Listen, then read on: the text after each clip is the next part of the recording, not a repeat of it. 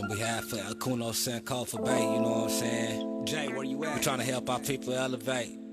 Hope. Hope. We giving them hope.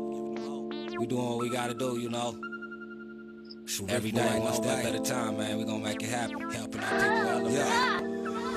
Sometimes I practice, focus, thought, and meditate. I'm trying to come with other ways to help our people elevate. And seeking knowledge make me levitate. The lifted mental state is what results from how we orchestrate. This for the family's sake. Let's self-reflect and self-evaluate. And every day, make sure the steps you take, you calculate. Receive a master's fate. I know I can't exist without the hate, but that's okay. I balance that with higher self today. Success is on this way, and after that, my flesh can pass away.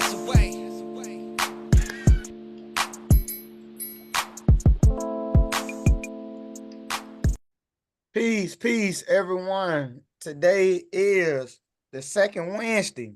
So we're here today. Tribe Ujima Transatlantic Slave Trade Claim Recap. 8 o'clock. Are you prisoners of war in your ancestral land? We had 4 other parts that we reviewed, and we went more into detail. We looked over the treaties. We looked into diplomatic letters. We looked more into the transatlantic slave trade. We drew analogies to be able to render conclusions. We read books. We read excerpts of various books. Please mute yourself. We got to practice that. Or maybe it's a setting I can put where when you come in, you automatically mute it. That way, you know, we won't run into that. Just if you want, you can make me part host as well, and I can mute it while you're talking. That way I can look out for you. Okay. Let's see how you do that. You could be a part host. I think. I'm not sure. Let's see. Let's see, make host. I don't know if it's not my fault, Kwasi. Oh no, you good. You good. Peace. What's up, King? It's cool. I could make you the host, bro, but I don't know if it'll record download your computer on it. No, it'll go to you, because when I do it for Terrence, it still go to his. I'm saying, all right. You right though, because when you right, we'll get into that then one day. We'll figure that out. Appreciate that. So yes. Yeah, we looked over excerpts out of various books.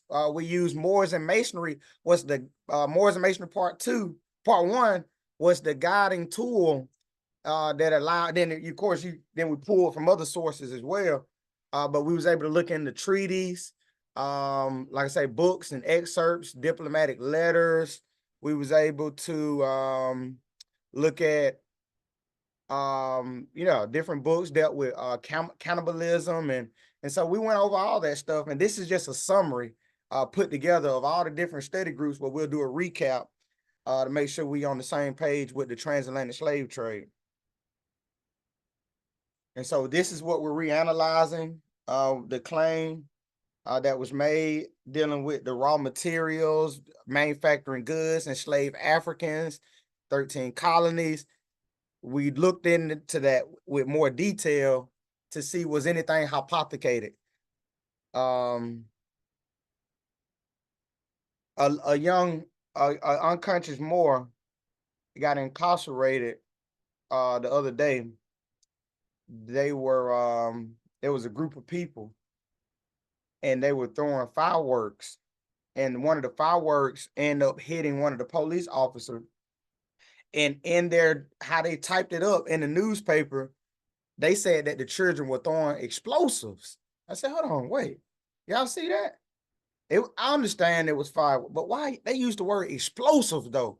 As if they were tossing grenades over there.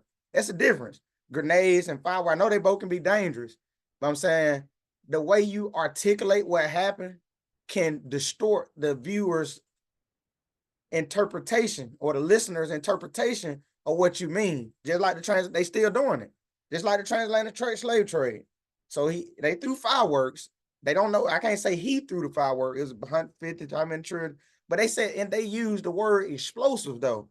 You know, and it could maybe be defined as an explosive, but you see that how you can make it seem like they were almost like terrorists. You use that same word if a terrorist bombed or was trying to sneak some on the train, they would use the word explosives. They could have just said fireworks. It was just fireworks that they were tossing. But so that same thing with this, it could have been 12 enslaved and so-called Africans, but they said 12 million, you know. And so was it distorted? Was it altered for any benefits? And so that's what we reviewed, and we're well aware of what the transatlantic slave trade was. And so that's why I got this up, so that we know what they said and we was analyzing it. At the end, you'll see a chart that Brother Abdullah Bey and I was working on, and we'll continue to critique it. But this is what we have today for you. You can screenshot it, and that can serve as one of the recaps where you can promote the various different study group sessions, part 1, part 2, part 3, with the link. You can go to Econos, helping you elevate, post that with the picture, and continue to push even when this is over and we go to another topic. It's not, continue to push this to other new people, as if like when when they coming in, it's new to them. Continue to push it. Send the link out with all that good stuff with the flyer. And so Tribal Dreamer Study Group, we meet 2 times a month, every second and fourth Wednesday from 8 to 9:30 p.m. My contact number is there on the screen, 957-2110. You can give me a call, text, if you want to build on something. And if I don't get right back with you, just stick on me, just stay on me, hold me accountable. And I'll follow through though, but just, so that's my contact. And we are a 501c3, which is not the end goal. We play chess. And so, but actually when we started it, I had a knowledge about the trust and other stuff, but I didn't know the workings, or unincorporated association, 508c13 or something, 508 something like that. I knew a little bit about it, but I didn't know how to execute and use it. So I just used the tool. If you laid out tools on the table, I'm just gonna grab the one that's more effective, that I know how to use. And then as you teach me about the other tools, I began to use the other tool. But not having knowledge of all the tools on the table, I didn't let that stop me. I had knowledge of 501c3, or I knew other people. I knew about the churches was using it. So I said, if the churches they're in a sense, they're thriving on what they're doing. So I just wanted to use that concept just to get people motivated, get people started. You'll see it's working. We have, we got hundreds of people, of supporters within our orbit, in addition to we got enough members, and it's still increasing. The numbers are still increasing.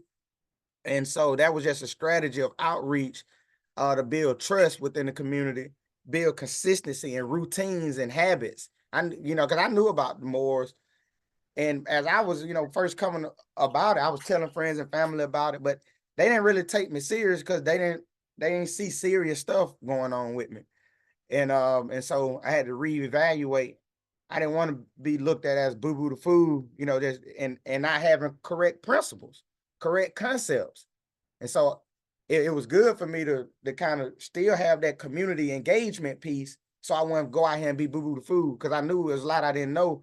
And that's when, I met the Abdullahs, the Shims, the Konos, and my concepts, the Kings, and my concepts began to get better and better. And so I get more comfortable with even approaching them with such a topic, because I've seen some of the rebuttals. I've seen some of the comebacks. I've seen some of how people deal with other Moors when they out there talking about foul this, foul that, getting hit across the head with nightsticks and kidnapped. And, they keep talking about they're not United States citizens. But with that's all though. And I didn't want to, I've been through the court system, was locked up 7 months, got held contempt of court. I challenged the judges, but I was caught up in the individualism. And I didn't want to keep going through that process, because it's easier to do what we're doing now than it is for everybody to go fight the cases and go to jail and blame people. It's easy for us to come together and have a structure on how to deal with it from a structure base. And I recognize that to be important.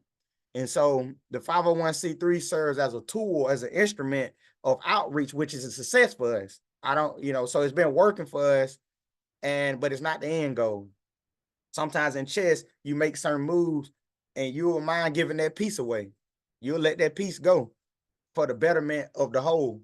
And so And so, yes, our website is www.ujimatribe.net. We have a community garden, a community clean team, and we have a chess program. We have harvest about, I give a more accurate number, but about 3,000, about 2,500 to 3,000 pounds of produce for just this season so far, or give or take around that area. And we see things we can change and get better. If you want to start your own community garden as a tool of outreach, so it's not you start a community garden and you're done. That's just of course you get to eat, you get nutrients, you can grow herbs, you can get into herbalism, you can product soaps, you can do other stuff economically. But if you can't control it politically, it's you have to consider that and understand that you can use it as a tool to outreach, to bring in people because they see you what you're doing. And then you talk to them about the 4th of July, the heliacal rising of Sirius and more science. And you bring it to them like that, dealing with agriculture, the tile, and so that's my strategy on how I'm going to approach the people is through a strategy. I'm not going to come up to them and say, you're not Negro, black, and colored. You're not a Christian. You're not this. I'm not going to do that. I did that already. I'm 32 now. I did that, a while back. So I'm not going to come at them like that. And so I'm coming with a strategy. Here's the national camp. I forgot that. I've been so busy. The caption that you see over to the right doesn't match up with this picture. They have nothing to do with the National Women in Ag. But this is the international, this is the declaration on the right. So the child, principle 3, which is our national campaign that we're pushing to bring nationality awareness to unconscious Moors. And so you'll see this banner, you'll see shirts, you will see other stuff, hats, wristbands, and other stuff that will begin to emerge as time progresses. But you can purchase your banner. We'll have more details on that, but we want to bring awareness to principle 3. Every child shall be entitled from his birth to a name and nationality. So we have people come stand in front of this banner, where we're able to take pictures, build work, get funding, get sponsorships, donations, and awareness around this. And then you'll see us evolve and begin to get into shirts, radio stations, vlogging, podcast on this topic, podcasts, and different stuff where people can be a part all over the world with this event. With this campaign. This is Brother Alton West. Now that was June 26th. That's not an accurate 400 pounds. We probably about 2,000. Let's say about 2,000, around 2,000, 1,500, 2,000. But that's Mr. Alton, right over there to the left. And we was on his news station with the city. He works with the city, and they have a news station. So we wanted to get the word out. They loved some of the work that we were doing. So we do want to bring awareness to the garden, so we're able to get more funding. We can help you start gardens all over the world, because that's embodied in our mission statement. And so we just got to justify how we use the funds and what we do, and make sure that people are serious and that we can connect the garden that we help incubate in other areas, that we can tie it in to what we're doing, so they can't say anything. Because when you get grant money, you got certain categories on how you can spend it. And but we want to be able to help with people all over the world, but we got to just tie it in so it's one operation and not like a whole bunch of different stuff going on. And so that was we was on the news station. It wasn't just me, a couple other members were there. I don't have their picture this time, but it was Stacy and Tiffany. They came out and spoke. One of them spoke, and the other one, took photos and, good motivation and having a presence at the shooting. And actually, this is them right here. So this is a harvest. This after that date. That date ain't accurate no more. We harvest every day. Every day, 50 pounds of cucumber. Next day, 23 pounds of cucumber, 8 pounds of eggplants. Every other day we harvest and stuff. And so that was one of the harvests. You'll see the ladies coming out, and we make cucumber water. We cook the food. We give out care packages, and we get donations. We don't charge the community for it. We give it away for free as a motivation. And then if they choose to give a donation, then they give a donation. And that's been working. We've gotten, $60 to $100 and some dollars of donations, probably a little bit more thus far. But over time, see, that helps with stuff, and so you create budgets and plans so you know what you're gonna do with the finance. And we're gonna go over what Sister Picola said a while back, for us having funding and that concept. We'll look at in detail to build you all's courage and sending your finance to wherever we come up with. It had been came up with, but the trust will be there because we'll have it structured. It'll be accountability, it'll be a committee over it, a board, but you'll see it in details. It's the only way to do it is through, you'll write out articles and bylaws on how the funds are used, what percentages go to what, and things of that nature. And so, but one day we'll go into detail on what that looks like. And so even though we're not sending that today, don't forget to put your 25 cents in your box, put your dollar, whatever you got that you finna go, got left over, just put it in a cup, put it in a box, put it in your shoe box. Do that today. So as time progress, 3-4 months go by, we already have something going on once we get it all written down. It's already figured out. We just got to get it written down so we all can read it and be on the same accord together. We already know how to do it because we're already doing it. Everything can be critiqued. And so don't wait till we launch it for you to put the quarter in the box.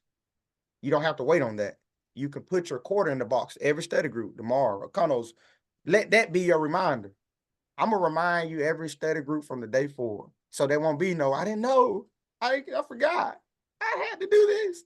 I'm tired of that. Put the quarter in the box today, the dollar, 50 cents. And as we move forward, you'll see it. We'll pan it out. Every study group, you're going to hear me talk about it. Hope others do too. Every study group, put 25, everybody listening, put a quarter in the box. Wherever you want to put it at, but put it somewhere and let it be for that. I'm going to borrow this, I'll pay it back. Don't think like that. Once you put it in that box, it's spent already. It go towards the movement. You even learned that, even when learning about the Europeans being in captivity, you seen the Mercedarian and Trinitarian orders, you seen different churches raising finance, so take what that might mean something. I want to take a brief moment to expound on this flyer to remind you all what's going on. And this is different areas of Morocco. So we're not limited to just these study groups. We are doing community outreach. You see it growing. You see us, we're doing events like this all over, campaigns, the investigative committee. Once haven't been as active, once you begin to fill in some, you'll see this thing like plants. When you grow it, it looks small. Then after that, it's producing 50, 60 pounds a day. And so as you all, have to do, say, ring the bell. Then when you hit the bell, you gotta get right. So just when you hit a bell, just come on up and get it. You might have heard the bell yet. You come to every study group, you still ain't heard the bell. But once you hit a bell, you know that it's up to you you have to act. We had a conversation, and Brother Abdullah was talking about we can't. It's just as much our birthright as it is Abdullah Bay's, the Shem, the Michael James Long Bay, the Picolas, the Mia Moores, the Cook Bay. It was all our same birthrights. So if you think that you can sit back and say they didn't do this, they didn't do the Morris Monday, or they forgot to do the study group, they not this, they can't comment. You ask yourself, what have you done collectively under structure to benefit what's moving forward? If you can't answer that, then keep listening for that bell. So once you hear it, you'll know that it's time for you to do something. And so we can bring anybody on that's on this flyer, Brother Abdullah, Picola, Michael James Bay, Mia Moore Bay, Maxim Cook Bay, just to tell us a little bit about this flyer, what can we expect, and maybe we'll gain something from it, and you can duplicate similar things in your area. But yes, it will open up the floor. Quas, I sent you the other flyer that has two other speakers on it. Oh, I sent which that one was the earlier. new one? The one on the left or right? No. The one on the right is the back. I sent you there's 7 speakers. I Okay. sent it to you earlier, and I just sent it to you a minute ago. Sent you a minute ago. Okay, that's because I seen you sent 2 flyers. You sent the back and front needed to be updated. No, but the back is fine. The front is Oh, the that's front. what I upload. I thought you was talking Then about I the back. was, the back, the front. Okay. There's 2 other speakers. There are 2 other speakers. So I'll be while you doing that, I'll talk on this. All right. This effort began. When my discussion with Sister Mia Moore to expand the outreach, dealing with community outreach. I connected her with one of my, and he's on the flyer. He's on the other flyer, brother Jeff, but he's what Luke Freeloke. Freeloke is the name he goes by. I've known him as Jeff for 14 years, but his name goes by Freeloke. And when I connected Mia Moore with Freeloke, who I've known for 14 years, Freeloke is in Detroit. And he told me about this conference, this festival. This festival that is Saturday, July 27th in Detroit, called the Map Fest. That's going to be with rappers and dealing with artists, dealing with spoken word artists. That's why I can't. That's why I'm not one of the speakers at the festival, because that doesn't fit. I'm not a rapper or a poet. I'm a historian. So I did ask the organizer about speaking at the festival. So I connected. Just give me one moment. I connected.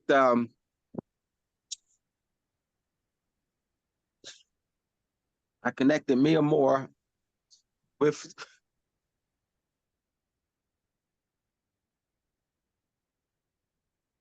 You breaking up or you went out? Yeah, I went out. I connected Mia Moore with Freeloke. You see here, the brother in all black. I've known him for 14 years. And this is part of my working. Over the years, I've helped other people expand their outreach. I know a lot of people know me from all over the country. So I'm able to help others to expand their outreach. I connected Israel, who's on with us now, with one of my contacts of 12 years, Brother El Patah. Brother El Patah is in Louisville. Israel will be hosting me in Lexington, Kentucky, sometime in September. And I connected him with El Patah. I'm just letting you know, these are the things I've been doing for years. So I can help you expand your outreach. I know how to network. Been doing this for almost 40 years, going back to college. So I can network with you with other people that I know. And that's what I did with Mia Moore. All right. So, and the brother the brother, what's his name? Kerry. I don't know him, but I did speak with him. That's best brother. That's Freeloke's contact. He's a conscious Moore. So Freeloke connected Kerry with Mia Moore. They've met a few times already. And Freeloke, Kerry was at the was part of the parade that was out there in Detroit. So the point I'm making is that this is an outreach effort. So I will be there in Detroit for about, I think, 4 or 5 days. The lecture is the festival is on Saturday. The lecture is on Sunday. This will be broadcast live. I'm going to talk to Hank and see if we can have it broadcast live on his channel, broadcast live on the Moroccan Post Media YouTube page, broadcast live on, I think, Mia Moore's channel, and then maybe Brother Kono's channel. So we're going to work that out. This is the donations accepted, but this will be broadcast live. We will go live throughout the day on July 29th, the festival. We have a tent and a table. We'll have the Moorish flag and the Moorish flags that were at the conference. The stream of Moorish flags that was up on leading up the steps. That will be along the hanging around the banner. I mean the tent. So this is part of outreach effort. As you see here on the back cover, do you know who you are? Alonia Moroccan, Peridium, anti-Moroccan, Mexican, is hosting this community address geared towards restoring the lost buried identities of colored, quote-unquote, coloreds, blacks, and Negroes, quote-unquote, Afro-Americans, etc. people. Our mission is to awaken each community one at a time. All attendance and support is greatly appreciated. All right, so I'm excited about this. Brother Michael, another point. Brother Michael, this is what I do.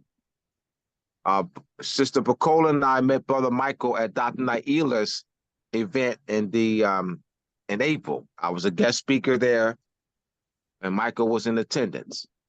Michael lives in Tampa, Florida, but he has family, kinfolks in Detroit. So Michael, I was on the phone with Michael one day, and Mia Moore called, and Michael said, "Oh, I got kinfolks in Detroit. I can get people." I said, Mia Moore, you need to make him part of the program. And so I've been working with Michael since I met him at Dr. Naila's event in Delaware, Wilmington, Delaware, in April. So he'll be ready. So this is what I do, is connecting, networking, so that we can have outreach. We have to, in order to expand, all right, another example with Kwasi. Kwasi, I'm proud of Kwasi. He had his Venus event, Venus Easter. He had it last year as well. And this year one was much bigger. I helped him write up Kwasi wanted to do education. He wanted to present some education at the event he had last year, his annual Easter event he had last year. And so I wrote something up and he passed it out. And the participation was much more. He had it in what Kwasi did was he brought it to the community. I'm just talking this so I'm talking this. I don't talk to brag. I don't care nothing about that. I'm talking to teach. So they give you clues on how to do outreach. Because one of the weakness in this Moorish movement is outreach. Conscious Moors, we stay to ourselves. This is like 31 years of observation. We're cliquish. We stay to ourselves. We stay in buildings. We'll do classes in a building, but we need to be visible in the community. We got to change that. We got to become visible in the community. So I think a lot of, and I've been analyzing this, of why we have not been visible in the community. I would say a lack of confidence, not knowing enough to deal with unconscious Moors. Increasing knowledge will increase one's confidence. The misconceptions of this movement. So by facilitating proper concepts and increasing knowledge will in turn increase our confidence, whereby we can answer 1,000 questions. We'll be able to answer questions about religion, questions about history, questions about the race paradigm, questions about etymology, questions about semantics. Like we can be able to dance, you know, with many questions they throw at you. All right, and you can give them clear answers. Okono, I reached out to Okono 13 months ago. I reached out to Okono through TikTok 13 months ago. Look how Okono has increased this knowledge. So I can't do this alone. I've been working with Shem for 5.5 years. Terrence became part of us as Sister Bacola over 4 years ago. Sister Bacola joined us. So I want to thank all of you for stepping up, for taking up the mantle and assisting in recovering our lost Moor sovereignty. All right, so I just wanted to explain how this came about. This was already scheduled before the conference. This was scheduled before the conference. So we were already doing works, because my mind was, we ain't going to just have the conference and that's it. So I had developed a study group, the Morocco Post School of Government International Law Study Group, back in January, before the conference. I had King was already the committee was before the conference. The plans, King was already put in place before the conference. King spoke about the Moorish Investigative Research Committee at the conference. So things were already put in place before the conference so that we can continue after the conference. So, you know, I don't know how to play the board game chess that Kwasi teaches. I know how to play chess. So if you ask, I will never say, if someone asks me, Abdullah, do you know how to play chess? Yes, I do. You asked me about the board game chess. I don't know how to play that. I know how to play the mind game chess, the life game chess, putting things in place, strategizing, political, what they call strategical planning, outreach, networking. I know how to play that game chess. I don't know how to play what Kwasi teaches, that board game. I don't know how to play that, but I know how to play chess. All right. Who else is on? I know Pecola had Sister Jennifer. Sister Jennifer, you want to talk on the conference? I mean, on the Islam. Actually, Mia Morbey is on too. We joined in at the same time. Right, she's on the call.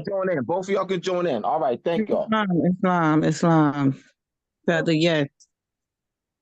Yes, the conference coming up on July the 28th. Do you know who you are? Community addressing, and we're having a lecture where we're addressing the community, one community at a time. Do you know who you are? Conference. So basically, we're trying we're trying to unify the people here in Michigan, and as you see on the flyer, we have people from Moore Science Temple. We have Brother Jeff.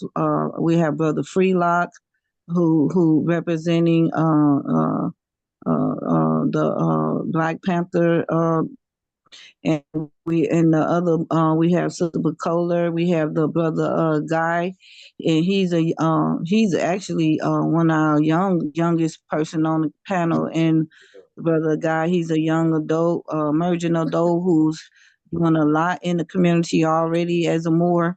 So brother Mike, just met brother Mike, and so brother Mike is here from the Detroit area, so he's going to be bringing in a bunch of people, that he already connected with here in Detroit. So basically, what we're doing, we're going to take this from one community to the next community here in Michigan, just to so the people can know, give them the like the prophet said, if I could get you to think, you'll say yourself. So if you could get the people to thinking about, do you know who you are, and expose some of the misconcept that we've been given about who we are. I think this is a great lecture, and it's going on. We invite all who's in the area or not in the area, come on down to Michigan to this lecture. It's going to be a nice lecture here. Islam. I will actually add, I'll add in that I created 2 petitions for us. We did one statewide and we have one global. And it's to cease the acts of aggression and human rights violations against the Moors, Blacks, Negroes, and colors worldwide. So while we're there at the event, we're going to get the names and emails of everyone that would like to sign the petition so they can go forward with that. And we also advise anyone else in the surrounding areas or wherever you are to start a petition as well. Islam. And just to add on to that, we started a worldwide one, and we also started one in our trust territory of Michigan. So whatever territory you're in, you could join on with us and sign the worldwide petition that we done, the nationwide petition. And also, you don't have to start a nationwide petition. You can just sign on to ours, but the petition for your territory, for your trust territory. So we can sign it. The one y'all talking about, post it. I want to sign it. If you post it in the group today. Okay. Yes, post it in the chat, Jennifer. Right on, Kwasi. And also in your territory, please sign. And also we have 10 body politics. So if you have we have 10 body politics, and I will call out their name. And if you in that territory, please connect with the body politic and, and come a part of that body politic so you can help out, and especially if, influence, and if you're teaching something, so you can come in and help out in that body politic. So we have, I want to just go over the list of the body politics that's available, and maybe you might have one in your territory that you could just connect with. We have one here in Michigan, Lodi Moroccan Prayer Ante, Michigan. We have North Carolina on board, New York, Ohio, South Carolina, Canada, Maryland, California, Washington, D.C., Wisconsin, and Minnesota. So if you're in any of those territories, we body politics is after the conference. That's what we came and we connected with all these body politics. So it's time to get the our government structure moving. So please, if you need the information, you're in the territory, any of these body politics, please reach out to the people. And I can tell you, I've been working with these people since we came back from the conference, and everybody moved with the under the principle of light, of love. So, go in and just connect with the body politic that's in your area to help them grow. And if you're someone who's moving community outreach, you can help teach them. We all are learning, and we all are being students and teachers at the same time. So please connect with the body politic, and let's help it grow and structure government. I yield. William.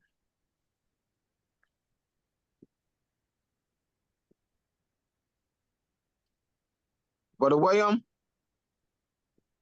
you want to add? stepped away? All right.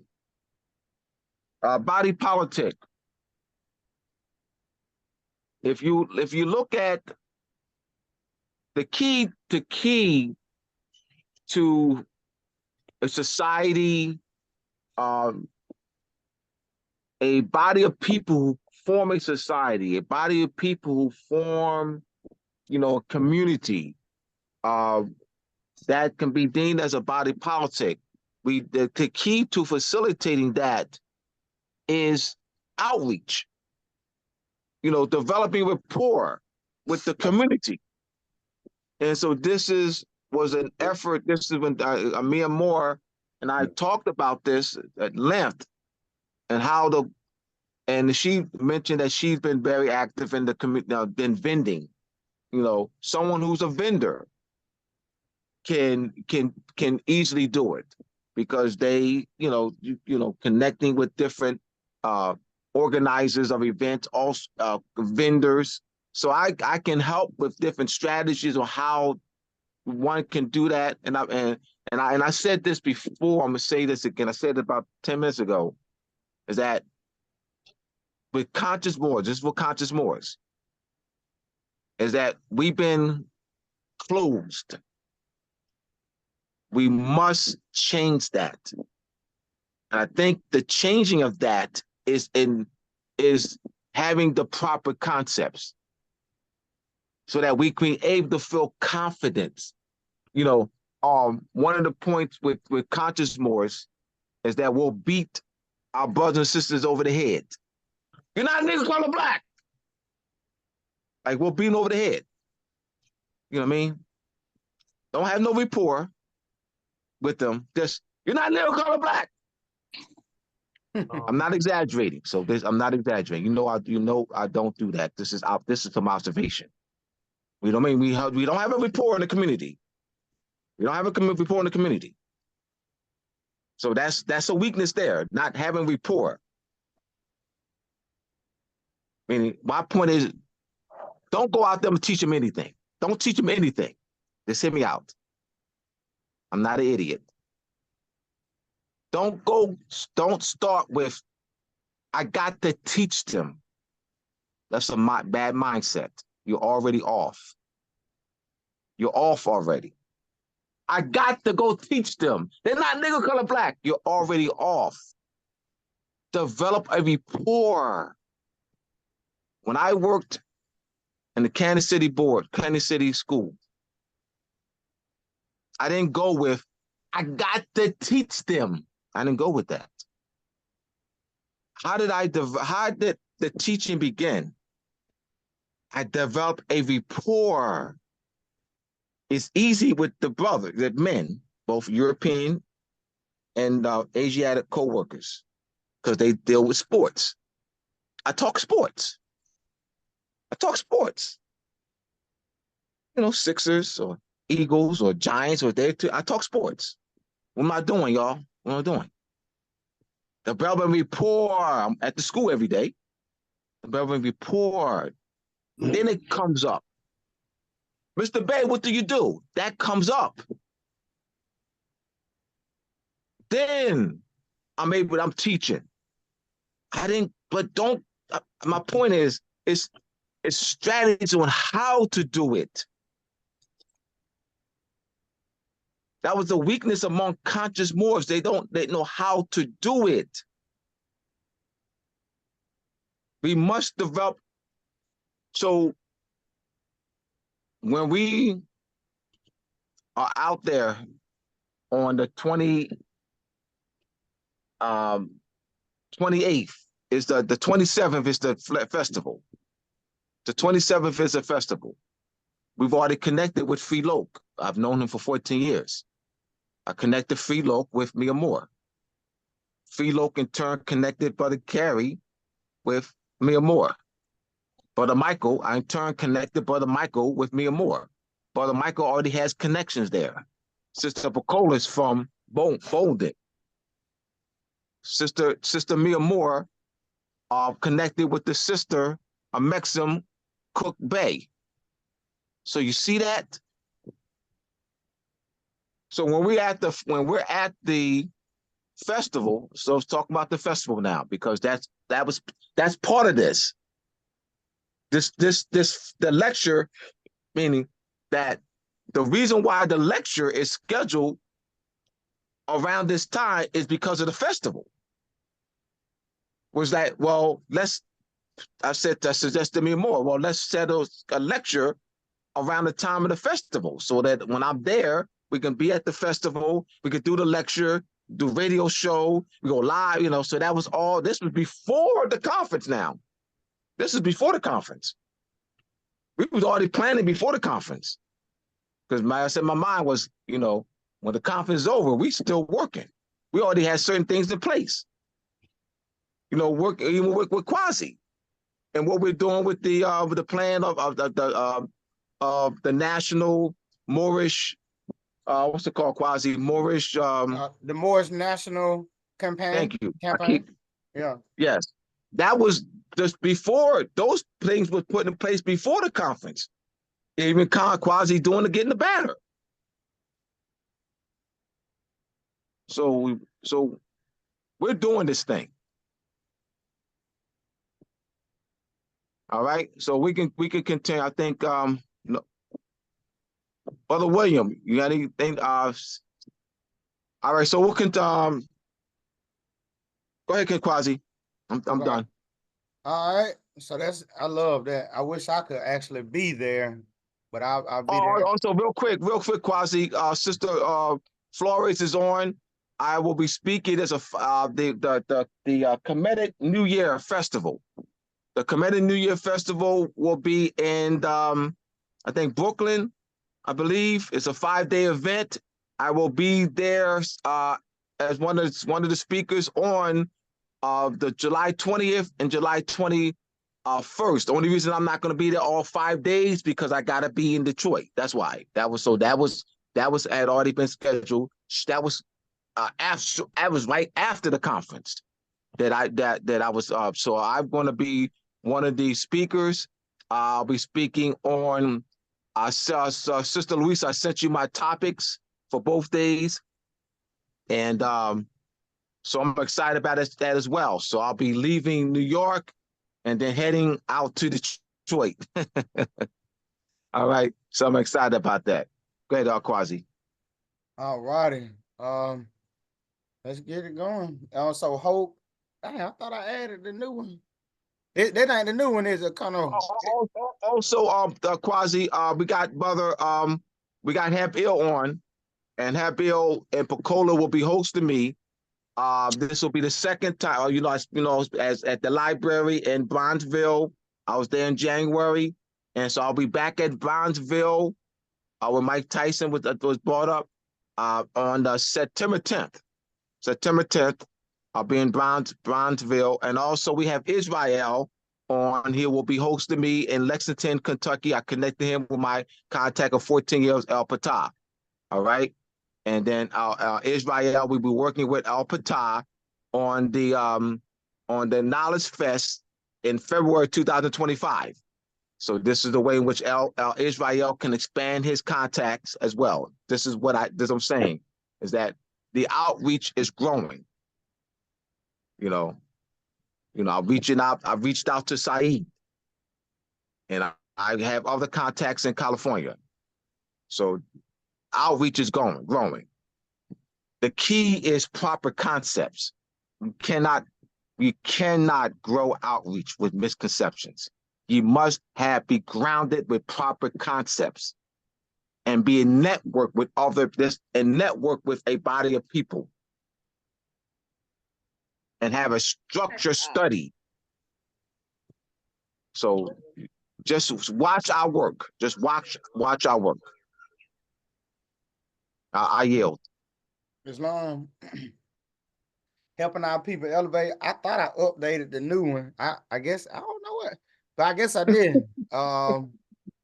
But yes, you can actually go to Helping Our People Elevate and subscribe to get the review of the different study groups. You can go back and re-listen to it at Helping Our People Elevate. You can go subscribe right now, and share it with your friends and family. Even when this session is over, the recap, we'll be done with the transatlantic slave trade.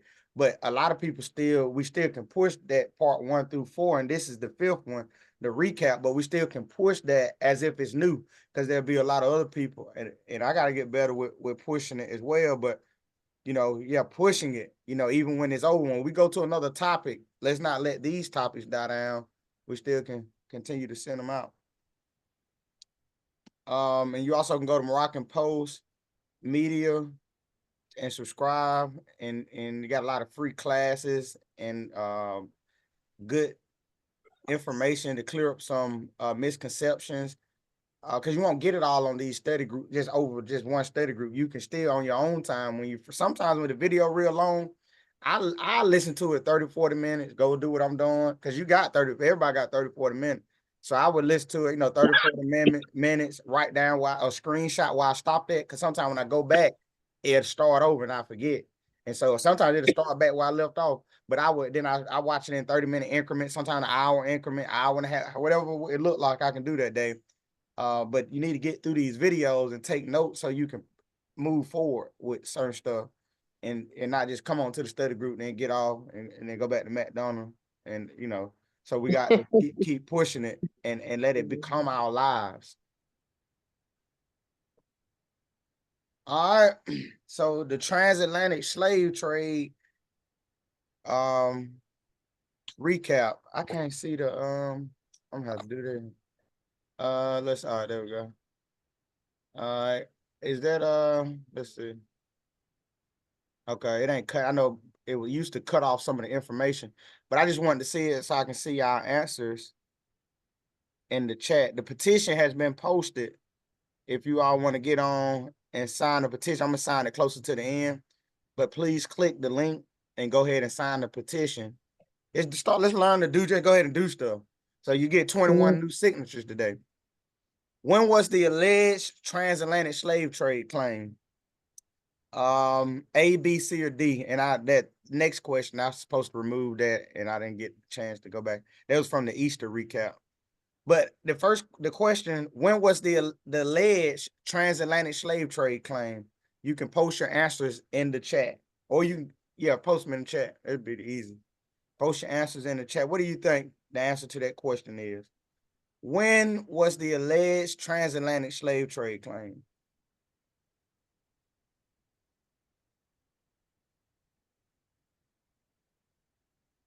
We got a couple B's. Anybody else want to take a shot? B, got a couple B. So that's the correct answer, you all. B. The alleged transatlantic slave trade claim was through the 15th through the 1500s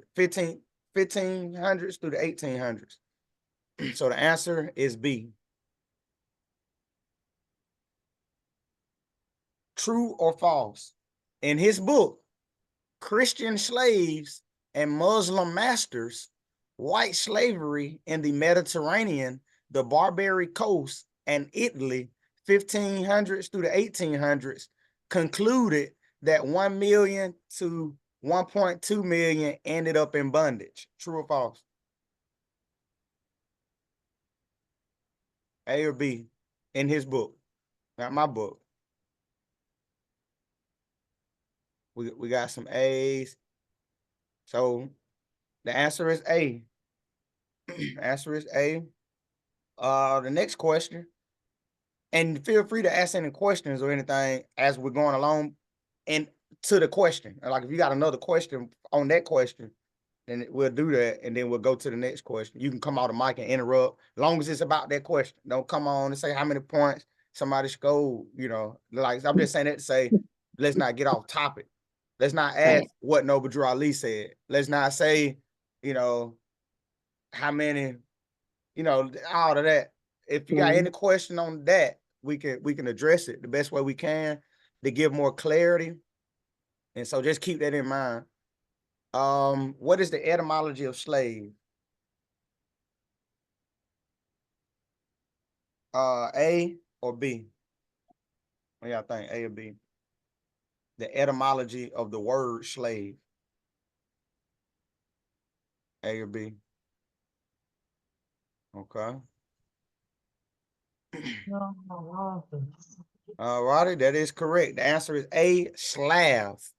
One of the people who inhabit most of Eastern Europe. And so here's a picture of Eastern of that portion. So all Europeans are not Slavics. And so you see Poland, Ukraine. I hope this is you got Poland, Ukraine, Hungary, Slovakia. And so they got Eastern Europe is who the etymologist etymology is the origin of words. The origin. And make it clear that the slaves weren't transported here. Right. Yeah, because the slaves are Eastern Europeans, so the Eastern Europeans didn't get transported over here. They're not the people of the colonies. Thank you. All right. Islam, I have one question. Okay. How do we interpret that term slave in some of the treaties?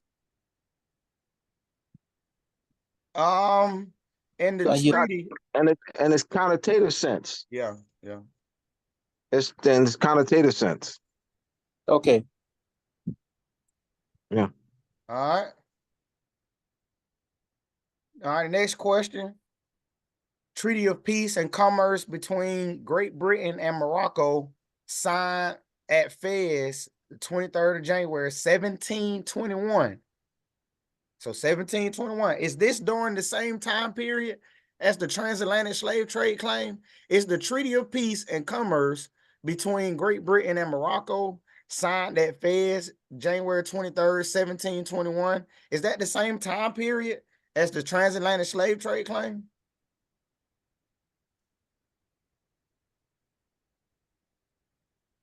So if it's during the same time period, that means all we gotta do is read the treaty to figure out and you'll see in the chart, but it can be broken down even more. But you'll see how we got stuff listed on the left, then we got analysis, the contrast on the right, and then you begin to read the two, and then it gives you more clarity on what's going on.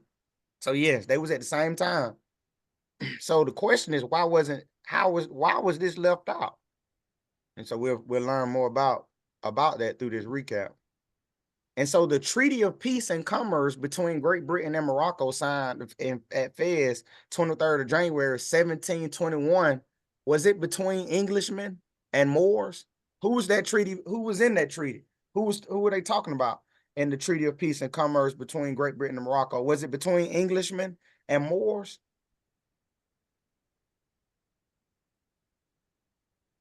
Yes. What is AB? Which one?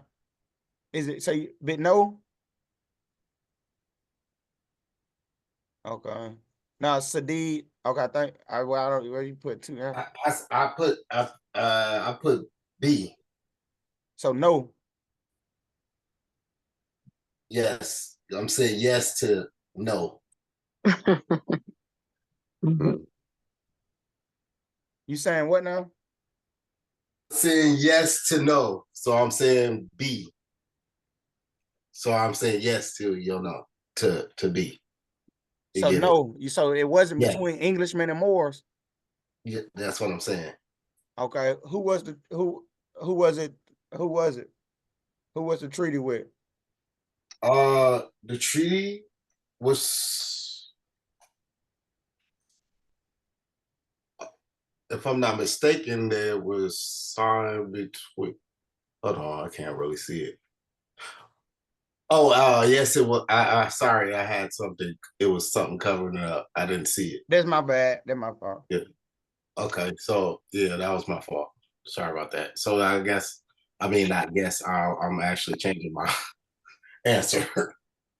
So yeah, the answer it was between Englishmen and Moors, and I think the treaty's next. We're gonna read I think. Let me see if I got it next. Well, but the answer is if you go back and look at the previous recaps, the answer is A. It'll say it in there, Englishmen and Moors. In Article 9 of the treaty above, same treaty, it gives only the Emperor of Morocco jurisdiction in cases involving Englishmen and Muslims, and not an attorney order a United States judge. Is this true or false? In Article 9 of the Treaty of Peace and Commerce between Great Britain and Morocco, it gives only the Emperor of Morocco jurisdiction in cases involving Englishmen and Muslim men, and not an attorney or United States judge. Is that true or false? Article 9. True. That's right. True. All right. Yeah, the answer. And I thought I had the treaty behind it just so we could read it, but maybe I didn't add it in there. Yeah, the answer is true. All right. In the treaty between Great Britain and Tripoli, signed at Tripoli, the 19th of July, 1716, Article 11, it mentions the Bay and the Divan. What is the Bay and Divan? What is the Bay and Divan? The Bay is the Moors. What is the office of a Bay? The Bay is a governor. I just gave you the answer.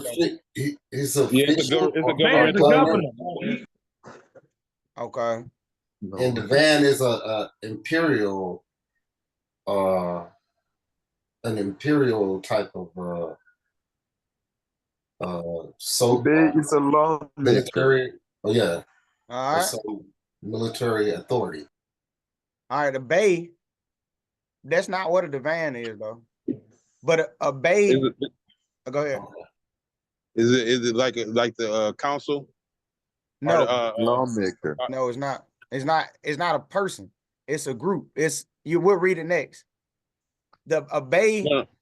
Go ahead. Like I was saying, I was meant to say like the Congress. Right. It puts you in the mind of it's a government structure. It's not an individual person. Oh yes, it's actually in the Moors and Masonry. Actually, thank you. And so a Bey is a title among Turkish, and we'll see in the treaty, you'll see Moors and Turks protected under the same treaty, same umbrella. So don't think of they just talking about Turk, same concept, same people. Bey, the title among Turkish people, traditionally given to rulers of small tribal groups, to members of ruling families, and to important officials. Under the Ottoman Empire, a bey was the governor of a province, distinguished by his own flag, Sanik Loué, in Tunis. After 1705, the title became hereditary for the country's sovereign.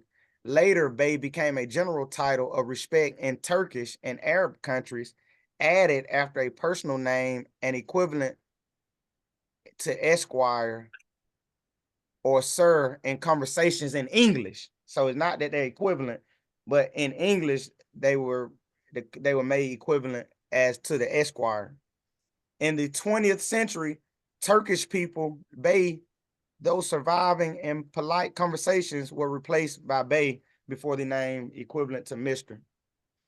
So it's important here, Kwasi, that they understand the water that is being watered down. Is that as Kwasi was reading this, it's important that those who are listening is be to recognize the watered down meanings. I mean, over a period of time, they're constructing new meanings. Mm-hmm. So the original intent and application is what? Is lost in the general public. Yeah. So this is important that you begin to recognize this in your reading and your analysis. Because you'll be just, particularly Europeans, they're good for this. Does it mean that now?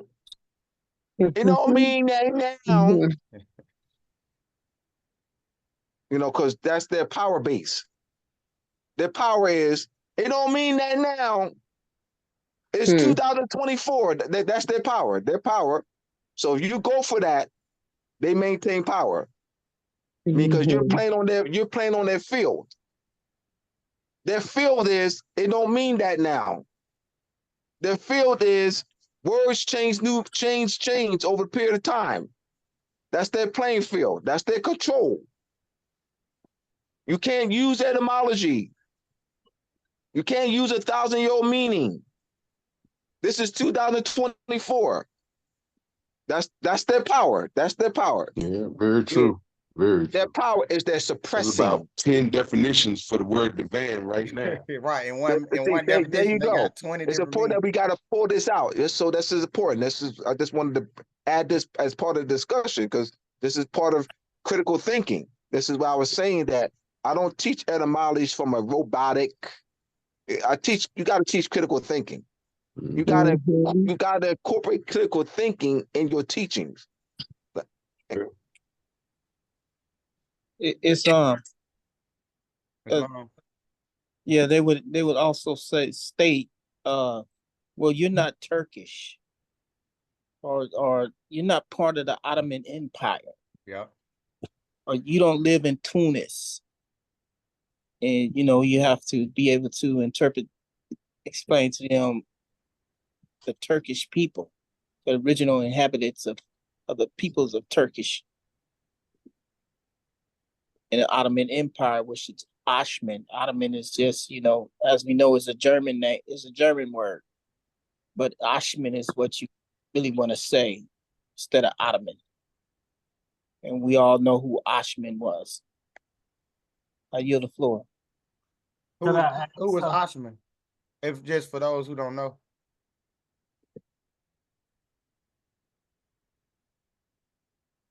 Ottoman is the Moor that started the Ottoman Empire or the Ottoman Empire, and that's who Ottoman is. Islam. And I yield the floor. You're talking about house, DuPont Yes. house. Yeah, It's house. a house. It's a house. Right. So the empire starts with a house, and that house was started in the 1200s. So the house Osman is a house. Hanover, House of Hanover. All right, House of so these different royal houses. So Osman is just a royal house, and then the empire. So look at a reign, a dynasty. A dynasty is a time period of a house. Mm-hmm. So the house reign was for 700 from 1200 to 12 something to 1919, and the Treaty of La Sanwa, that's called a partition. So they partitioned the Ottoman Empire, which was actually a dynastic power. It was called a partition treaty, where they broke it up. And that's called a partition in international law. They broke it up. Lawasana is the partition treaty that broke up the Ottoman house, and it grew into an empire. I yield on that. Yeah. Thanks for clarification and Appreciate it. clear understanding for those who don't know and should know. I yield the floor. I appreciate it. I had knowledge of the Osman, but that was good to go over there. Can I add something, Kwasi? Oh yeah, please. The purpose of these teachings, all of this stuff is based in the lights for the fridge and freezer not working. But I'm trying to find a solution. You good? Go ahead, bro. The reason why this is happening is we have to understand they wanted to write us out of history so that we cannot have claims, international claims. Because you're talking about a human rights violations. So when they write you out of history, this take you away from making a claim so that they can say, well, this is not a human rights violation against you because you're not these people. You can't make these claims. Long as I can keep you in this status of thinking like this, now it'll be harder for you to come forth and make these international claims. So to push this agenda is only to disassociate you with the people identified in treaty. This is why it's very important that you understand the principles due to the standing that we're going to argue in the international realm. This is why it's genocide. You clearly killed off a bunch of people so that you can subjugate them and say they're not a part of the families of nations, so we can always identify as a slave or some sort of status associated with slavery, so they can continue the subjugation and a birthright theft of our lands and our property. This is why these classes is very important, because they all tie in together with the principles of law, international law, and with the history. Law and history go hand in hand. You have to have the knowledge of both. I yield. Islam, appreciate that, King. Islam. Let me put some quality there. We're not looking for constitutional standing. I got to qualify that. That's I addressed this again about misconceptions. I'm not attacking nobody. It's not an attack. It's important that we provide clarity. Must provide clarity. 25 years, I taught that, constitutional standing. For 25 years, from age 25 to age 50. So whenever I see a misconception, I will speak on it. No doubt about it, I will speak on it. It's my duty, because I taught misconceptions to thousands of people for 25 years. So this is like an ablution for me, a release for me. So when I see a misconception come across the stream, know for surety that Abdullah Talir Mosibe will speak on it. I will not let a misconception go by. It ain't not happening on my watch. We ain't pushing no constitutional standing. Hear me out, my brothers and sisters. That is an error. We are not citizens of the United States. All right. The French subjects, let's hear me out. Just give me a minute, Kwasi, because we had a misconception. I got to address it.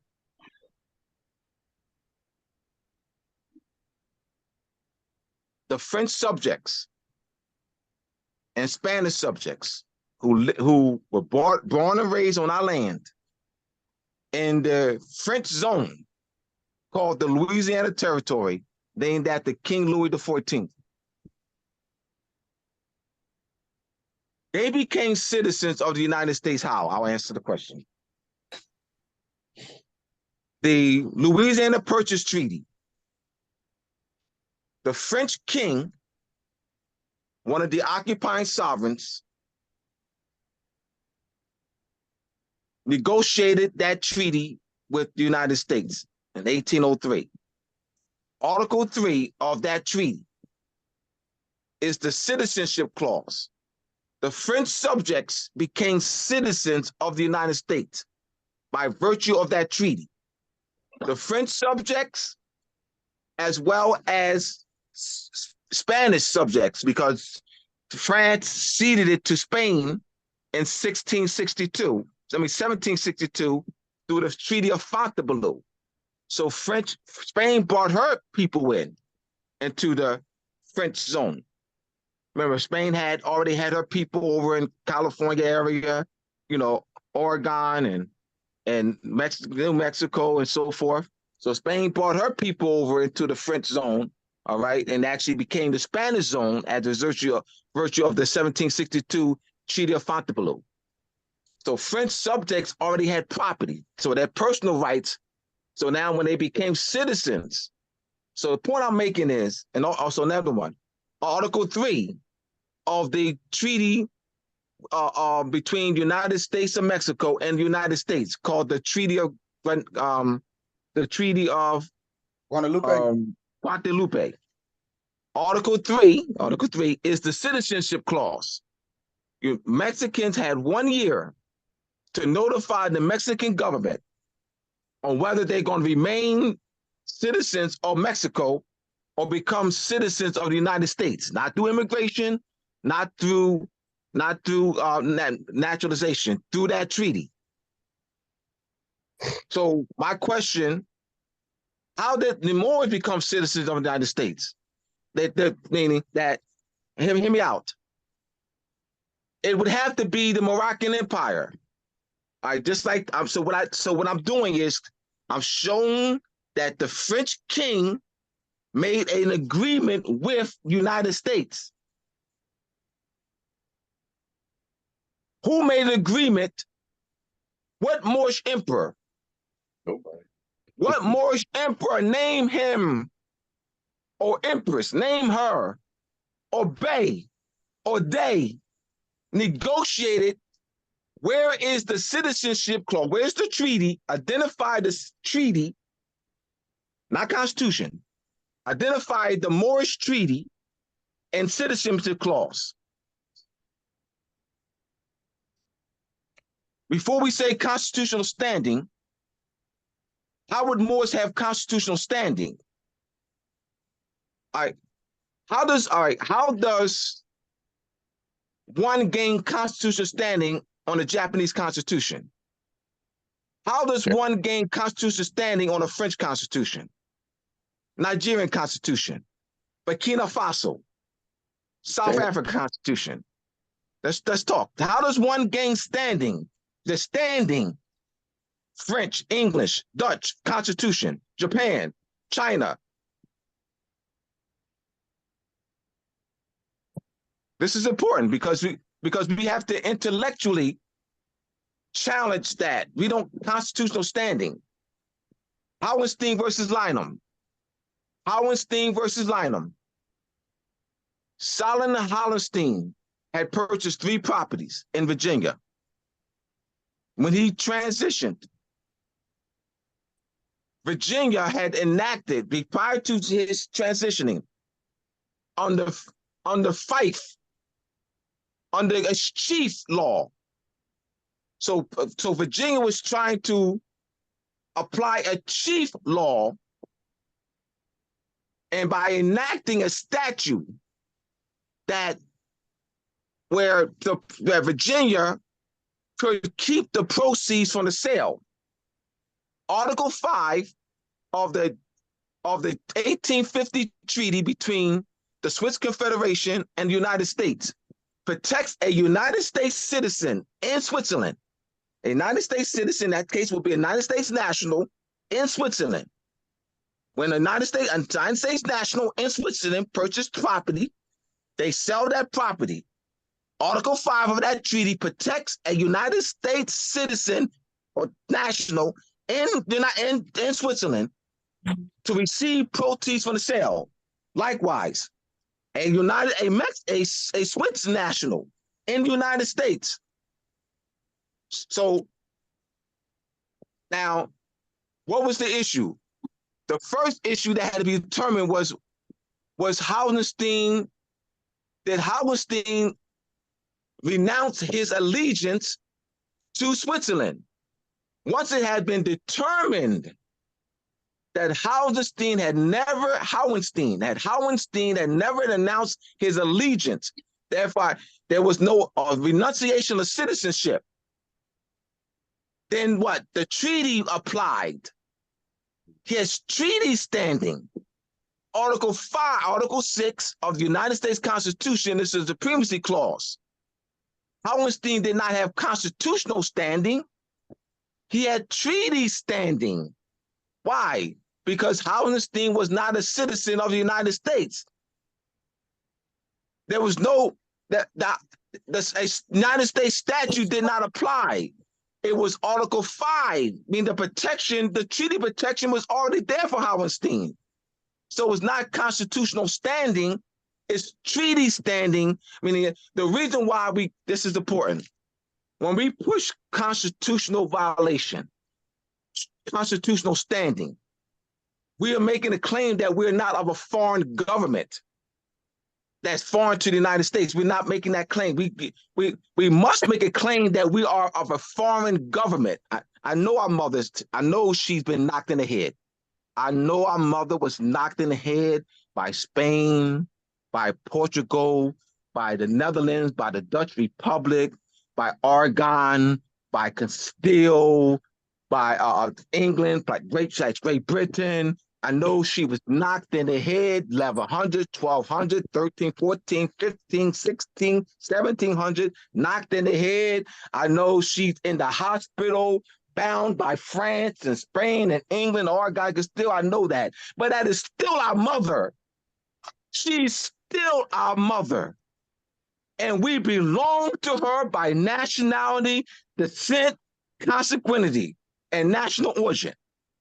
And we have an inherent right, a divine right, to bring our mother out of the hospital and raise her up in an international law that is called the Recovery of Lost Sovereignty. We don't have no constitutional standing. We have treaty standing. Why? Because we're not citizens of the United States. They have to. No 14th Amendment made us citizens. The 14th Amendment, our people are not citizens. No 14th Amendment can make us citizens. Meaning that. What would that mean? That's subjugation. That is subjugation. You're taking a people of a foreign state and you're what? Bringing them without the consent of their mother. Right. Without the consent, you're taking a people in captivity, bondage, and you didn't, but it's what called post-millennium. Post-millennium is returning a people to their original condition. It's called post-millennium. It's not 14th Amendment.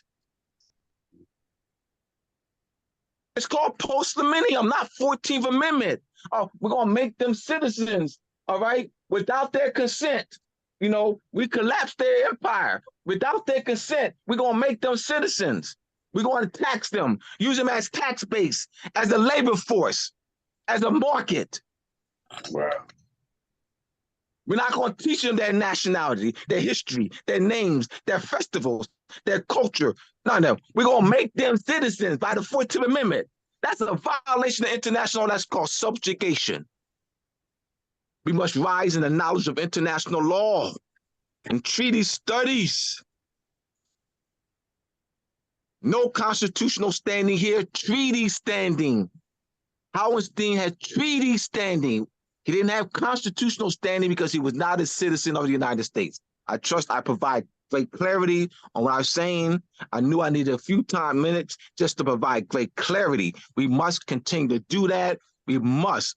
It's my duty. I taught thousands. I taught y'all misconceptions. 25 years. From age 25 to age 50, my brother and sister, I will never apologize for my passion. All right? This is a period of absolution for me. I've gone to bed crying. I got this on my heart. To teach misconceptions for 25 years to thousands of people. I yield. Islam, thanks for that, Professor. The Divan, Islamic Government Unit, also known as Dewan or Dewan. Divan is in Islamic societies a register or log book. And so we're working on resurrecting that and us starting to manage our notes is part of that. That's part of getting back in structure of the finance department, being comfortable enough, because we paying it now, taxes and all kind of unnecessary fees to your opponent. So we got to get back in the mindset of this, of when you have a study group, put your quarter back, put your dollar back, put your note back, put your Federal Reserve note back, 2 Federal Reserve notes, 10 Federal Reserve notes. back in your box or your cup or your envelope, to get back in the mindset of our divan, and having officers and officials in those positions that know how to log something in the book, that knows how to manage a finance department. And so a government bureau or administration.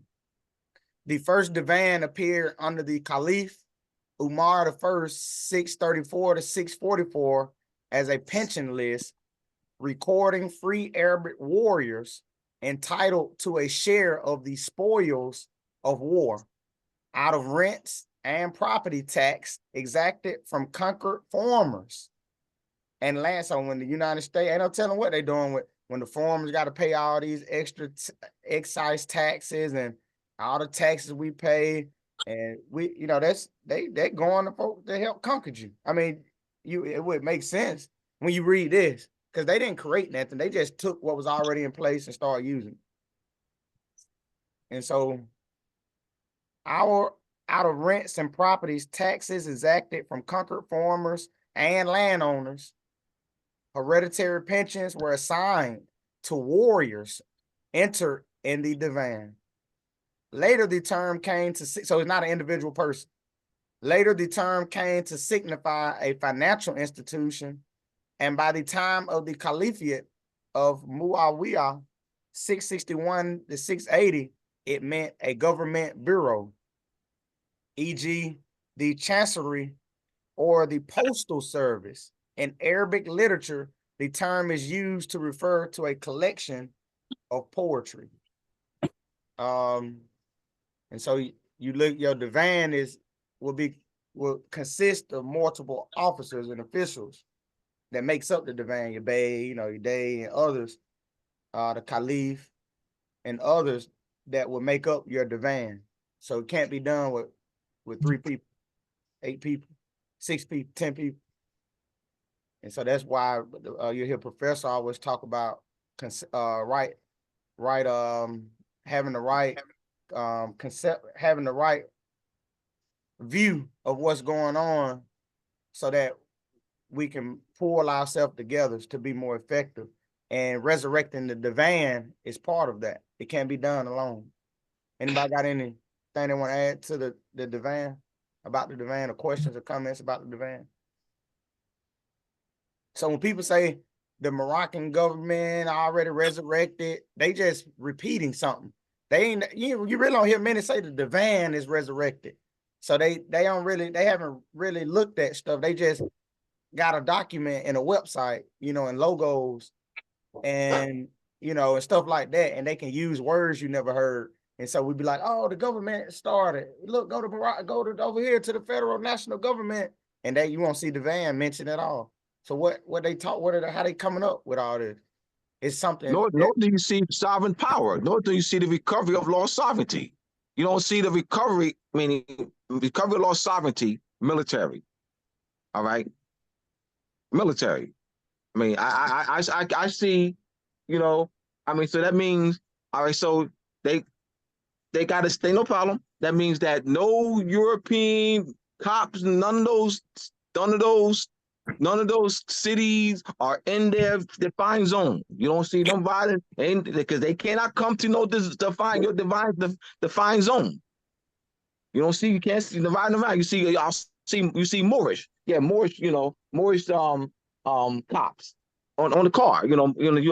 Cop car. It's like, all right, just like you see the police cars in your neighborhoods riding around, they'll be kicked out, and you have yours riding around. No. Let's talk real talk. Let's talk real talk now.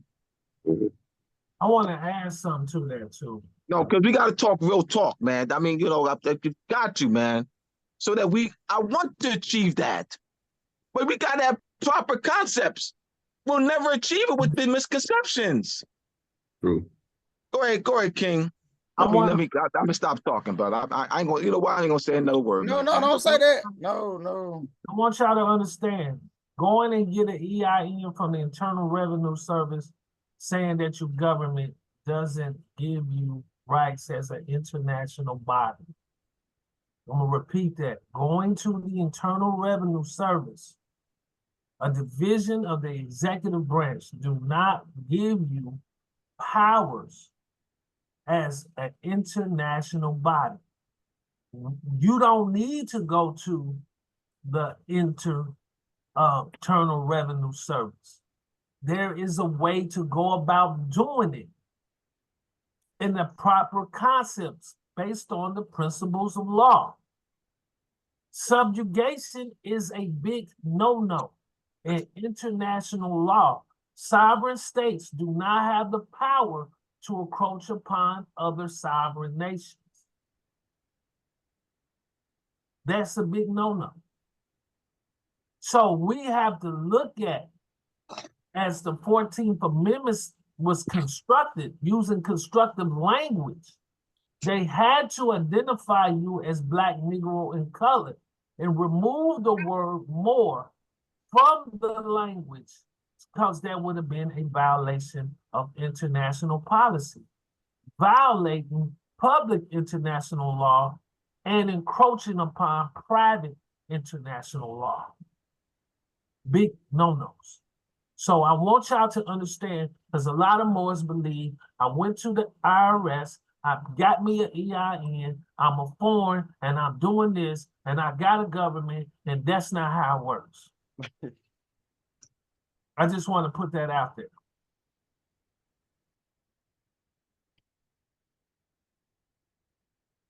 Islam. Those ones need to be in this class. Yep, it's getting out. We pushing it. We keep pushing it. It's getting out there. All right. Anybody else want to we'll continue? Islam, I just wanted to add that, you know, here in Lower Moroccan Pregnant Ante, Michigan, with our body politics, we are well aware of these things, that we don't go to the colonizers and ask for permission for anything or use any of their instruments. We understand that if you're structuring a Moroccan government, its jurisdiction is everything. So when you go using their document and using anything from the colonizers or from the Service Corporation of the United States and any of their statutes and codes that you will be enter their forms, you'll be putting yourself in their jurisdiction, and that's not international at all. So with that, I yield. And I love this. I'm gonna offer this in the context of a farmer. When you get ready to plant during your season, you have to prepare. You prepare the soil. You may have to do some amendments. You may have to do some mulching. You know, you may have to plant certain flowers to attract the type of wildlife that you need to ensure the pollination of your plants. You don't just immediately go out there and plant. You have to, if you're tilling, they trying to push us to no-till gardening, but if you're tilling or you got to prepare the area, you still got to remove the weeds. You got to remove all the unnecessary stuff before you place what you want to harvest or what you want to be established in the area. Same thing with what we're doing. People saying that they have governments, they did this, they did that, without cultivating the land, without preparing, without, study groups, without having people on one accord, without practicing, amongst one another, for as body politic information and principles of law, international law, and means and norms, and so we're preparing, we're like farmers today. And as we move forward, we're preparing the land. We're preparing ourselves in the political arena. We can't go to the police today and say, hey, we're Moors. If you do something, we're gonna kick you out of our neighborhoods, because now they still got you in you still listed like as a refuge. You're being protected. You have no standing. And so they'll use legislation and different tools of legislation to, you'll be fighting against, the whole National Guard, the police, the sheriff, because they'll make you look like a terrorist. They'll make you look belligerent. But when you till the land and you prepare your claim, you prepare what you're saying, your field is different. You don't have to worry about certain kind of bugs because you prepare. You don't have to worry about what the police gonna say because you prepared the field. You prepare what you got going on, so that particular bug is not an issue. That pest won't be an issue because you prepared the field. You got your border, you got your marigolds, your zinnias, you got the right kind of natural organic sprays that you're spraying on the leaves. So you're not just planting something. You're not going saying that you're not something. You have to prepare it, and then you'll see that certain bugs, certain issues won't come about because you've already eliminated in the planning process. And so we gonna be like farmers, and we have to plan and look at what's going on and address it in the sense of preparation.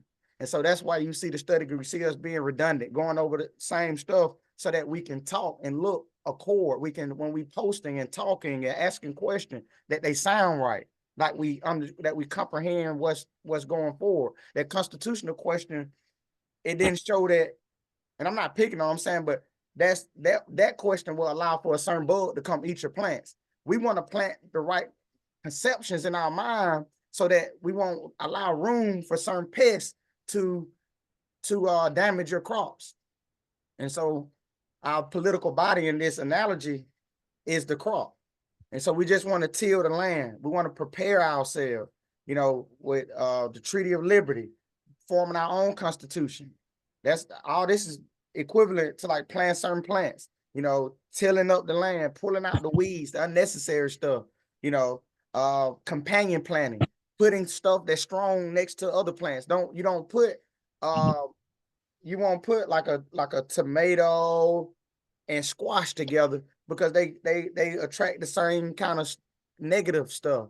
So you would plant a basil herb by a tomato. And so that's what we're doing. We got to put our pieces together, what it's called companion planning. So we putting our different study groups, our different body politics, all this stuff being mended together in our Constitution, so that we're being a companion amongst ourselves, where we recognize our weaknesses, and also our Constitution will be embodied to protect and be as a companion plan is informing. So I just wanted to say that, and I'll keep going. You don't like oranges. I've given this before. You don't like these, do you? You smell that? Why didn't you? And you have to be prepared for the unseen as well. Sometimes you can do all these things and prepare, and it still be something that you didn't prepare for. Right, and so, now you make adjustments, and you got to adjust before it takes the whole crop away. You would position your. Yes, it's always going to be something there. So you, even though things are there and you have these obstacles in your way, sometimes when you get started, things will start as you look. And like you say, you do have to have that foundation. One thing I know with about it, politics, you want to have your Declaration of Independence. You want to have your Constitution, because the Constitution is what binds the people together. Those are the consent and the will be within that Constitution. It's your laws. But sometimes things in the Constitution is just a contract, and things that come up that you're not prepared for. So you're going to be making changes in that Constitution. You're going to be putting amendments in there. So that's the same thing. Let me add this. Let me add, and I agree with you. When I'm saying preparing the land, when we say you want to do that, that you may. So as a farmer, we know that there'll be issues, but in our plan, we're ready for the issue though. So what you saying, I agree with what you're saying.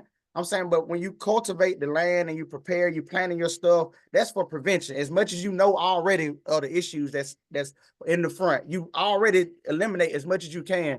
You put in your plan all the what ifs, or the possibilities, the adjustments, the room to amend the Constitution. How do you amend it? So you will be ready for all of that in the adjustments of things, fires, or if you have a cold snap. If it gets colder sooner than you thought and you lose all your crops, what's the alternative? So you already know that you can get a cold snap. You already know that the seasons may be longer or shorter that will damage your crops. And so, or if the heat come in sooner. You know what I'm saying? And so you know that, and that's part of the preparation. So you will put these clauses and these different things in your constitution to protect the what ifs, to protect when it's time to change, the process of changing it. Because you can't just go in and change it because you see the issue as an individual. You have to change it as a body. You have to change it as an operation of people. So that will be in your plan when you start in your garden. You put room for adjustments and what to do if the cold snap come in. You lose all your crops, or do you cover it with a greenhouse when you see that the weather is going to drop? And so these are things that you put in, but you also, I'm just making an analogy of to prepare, and things of that nature. Yeah, I'm gonna follow your analogy, brother, because I am a farmer. So I do have a garden, and I have a big community garden. So I'm following you. I know exactly your analysis you're using. I am a farmer. I have a big garden right now. So I'm following you right away, brother. I get it. I get your concept, baby. Yes. Articles of Peace between Great Britain and Algiers, October 30th, 1664. Is this during the same time period as the transatlantic slave trade claim? This is another treaty, 1664, between Great Britain and Algiers. Is this during the same time period as the transatlantic slave trade claim? Yes.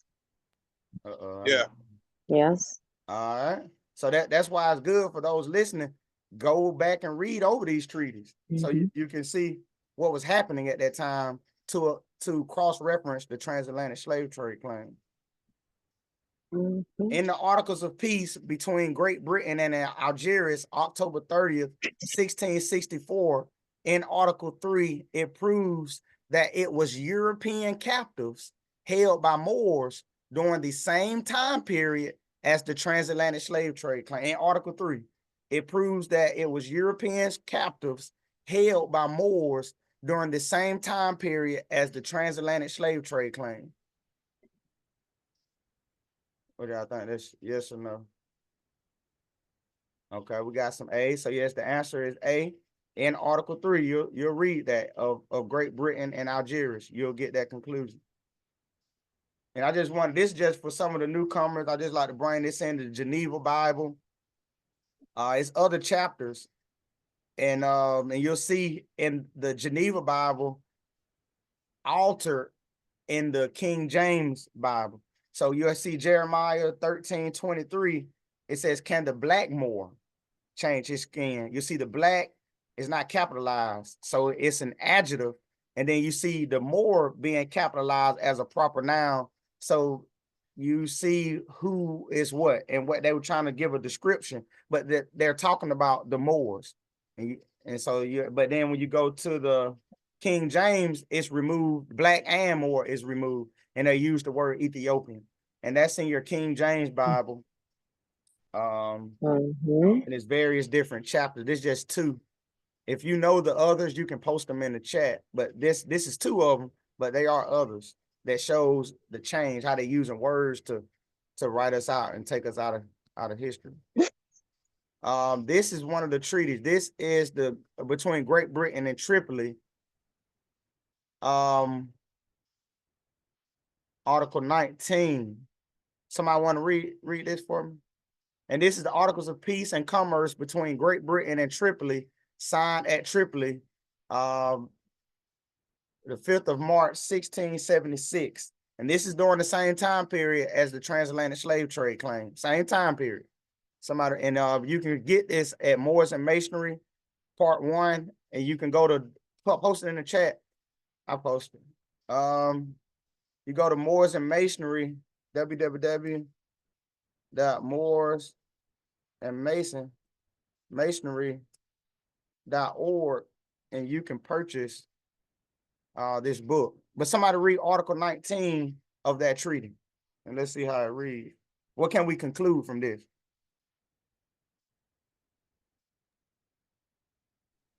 That whereas a war hath lately happened between the most serene king of Great Britain and the most illustrious lords, Halil Basha, Ibram Dey, Aga, Divan, and governors of the noble city and kingdom of Tripoli in Barbary, by reason of the injuries done to the King of Great Britain and his subjects by the government and people of Tripoli, contrary to the article of peace, we, Hali Basha, Ibrahim Dey, Agad Divan, and governors of the noble city and kingdom of Tripoli in Barbary, do acknowledge the injuries done, and that the breach of peace between His Most Excellent Majesty, the King of Great Britain, and us of Tripoli was committed by our subjects, for which some are banished and some fled for our justice, and for further satisfaction to His Most Excellent Majesty for the breach of articles, we are sorry for the same, and do by these engage to set at liberty and deliver unto the right honorable Sir John Narborough Knight, Admiral of His Majesty's fleet in the Mediterranean seas, all English captives residing in the city and kingdom of Tripoli, and dominions thereunto belonging, without paying any ransom for them. And likewise by setting at liberty and delivering unto the said Sir John Narborough Knight, all other persons taken under English colors, without paying any ransom for them, and by paying $80,000 in moneys, goods, and slaves to the aforesaid Sir John Narborough Knight. And moreover, we do engage ourselves and successors that if any injuries for the future be done contrary to these articles by the government and people of Tripoli, to the King of Great Britain and his subjects, if upon demand of satisfaction from the government and people of Tripoli, we or they refuse or deny to give satisfaction therefore, so that a war be occasioned thereby between the King of Great Britain and the government and people of Tripoli, we do engage ourselves and successors to make restitution for the injuries done, and likewise to make satisfaction to the King of Great Britain for the full charge and damage of that war. So they didn't say anything about attorneys. You see the Day, you see the Aga, you see the Divan mentioned. You see that there were English captives. I didn't know that there were English captives, and they was transporting. I didn't even know it was English captives at all. But they were transporting 12 million Africans from the continent across. And then you see ransom. I didn't know that they was paying Moors a ransom cost to get their people out of captivity. So you see all this going on during the same time period as the transatlantic slave trade. I didn't know that all of this was going on. The Mediterranean seas, they were being captured,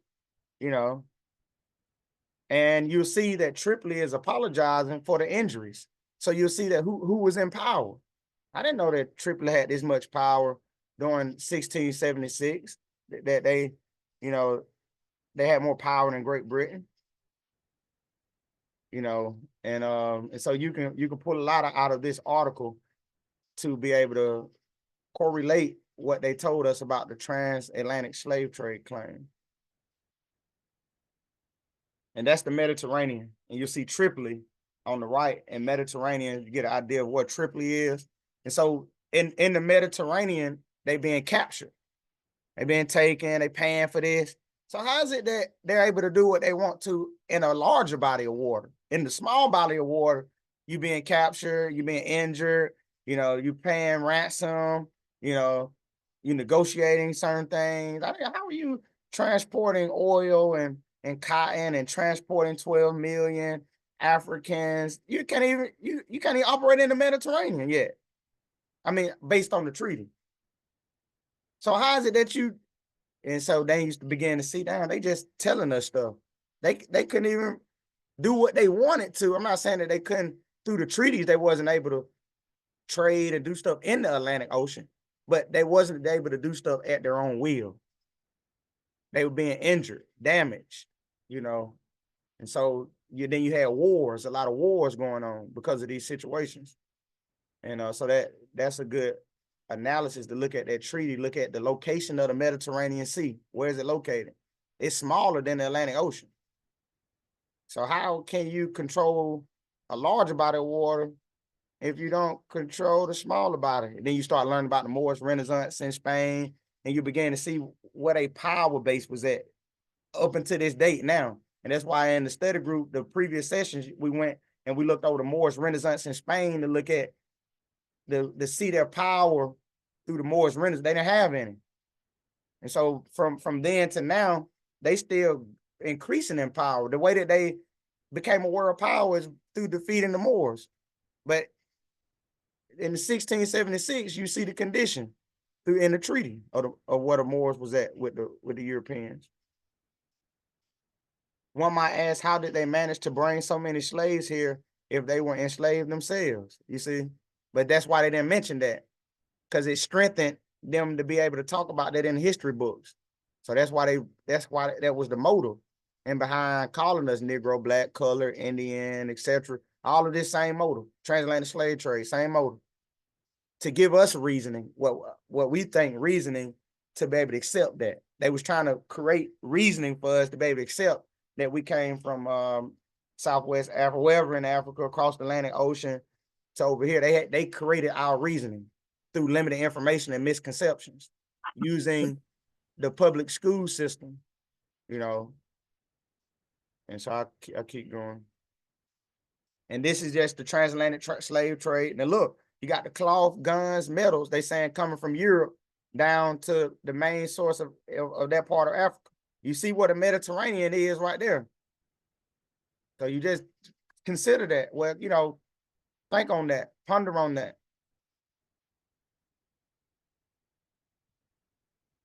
And then you take this book, and this book is his new book, Christian Slaves, Muslim Masters. We talked about it earlier. White slavery in the Mediterranean, the Barbary and Italy during the same time period, all the 1500 through the 1800s, concluded that 1 million, that's where I got it from, to 1.2 million ended up in bondage. U.S. scholar claims more than 1 million people were captured by African pirates. And you see North African pirates abducted and enslaved more than 1 million Europeans between 1530 and 1780 in a series of raids which depopulated coastal towns from Sicily to Cornwall, according to new research. Thousands of white Christians were seized every year to work as galley slaves, the connotative meaning of slaves, laborers, and concubines for Muslim overlords in what is today Morocco, Tunis, Algeria, and Libya, it is claimed. Then you got the dominions of Morocco, not just what we think Morocco is today. You got you got Great Britain, where the Great Britain is, or you know, but then you have the colonies across the Atlantic Ocean. So you see them extending their power and you think we didn't have none. And so you look at the dominion, the extension, don't limit it, Morocco, to where they show you on the map today. We talking the dominions. Where do your power extend to? We know that Great Britain extended across the Atlantic Ocean to the 13 colonies. We gave them that. The Europeans, we good on that. But we don't think that our dominion, we enslaving them, we teaching them in Spain. We don't know nothing about North and South America. We have no knowledge of it. And we think like that. Because that's how I was thinking. How do we know the Moors did this? How we know the Moors was over here in America? But we know that they got colonies, though. We accept that it was 13 colonies. And we know Great Britain is across the Atlantic Ocean in Europe. We accepted that, but we can't accept that the Moroccan power extended across the Atlantic Ocean. So that's why they left out a lot, to damage your reasoning. And then you got the Pasha. I mentioned that in the treaty. And the Pasha, Ottoman Turkish Pasha, was a high rank in the Ottoman political and military system, typically granted to governors, generals, dignitaries, and others. Pasha was also one of the highest titles in the 20th century in the Kingdom of Egypt. And it was also used in Morocco in the 20th century, where it denoted a regional official or governor of a district. It don't say attorneys. And the etymology, the English word Pasha comes from Turkish Pasha, Pasa, also Basha. The Oxford English Dictionary attributes the origin of the English borrowing to the mid-17th century. The etymology of the Turkish word itself has been a matter of debate. Contrary to titles like Emir, Amir, or Bey, Beg, which were established in usage much earlier. The title Pasha came into Ottoman usage right after the reign of the Osman, though it had been used before the Ottomans by some Anatolian Turkish rulers of the same era. Old Turkish had no fixed distinction between B and P, and the word was spelled Basa still in the 15th century. Anybody want to add to that? Or got any? But we still ain't seen attorney, is the point I want to make. Attorney, counselor, you know, none of that. United States judge, United States Supreme Court officials, sheriff, president, mayor. Anybody got anything they want to say? Aga, a man of so aga variants, or less commonly aga, plural S, often capitalized, a man of authority who bears a title of respect, such as a military or civil officer in the Ottoman Empire, a vast body of dragoons under their great aga, a Turkish chief. The Kayans and Agas are probably the oldest landed aristocracy of the world, a religious leader. Aristocracy. Aristocracy. Aristocracy. Aristocracy. Hmm. All right. And what a coat of arms? Anybody want to tell us what a coat of arms is? From the recap, this is the recap. We already know what it is, but do anybody can recall what was a coat of arms from the last stage group?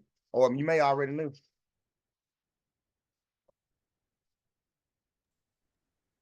Should be a family crest. Mm-hmm. Say it again. The family. Should be family crest. Family crest. Yeah. It's a Heritage. I can't pronounce the heritage. Yeah, heritage. Hereditary. Yeah, Heldry. Yeah. It's also a craft for craftsman, a title. Yep, Heldrick. So the distinctive Heldrick bearings, so they're correct, or shield of a person, family, corporation, or country. And we went over a lot of the coats of arms of various Moroccan states and what's known as South America. We went over those as well, looked at culture and within the coats of arms. British captives from the Mediterranean to the Atlantic, 1563 to 1760, Nabil Mader documents English, Dutch, and French captives during the same time period as the transatlantic slave trade. Is that true or false?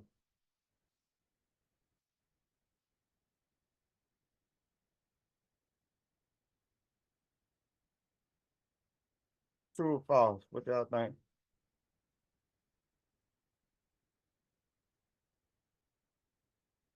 Is that claim? Let's see. Go ahead.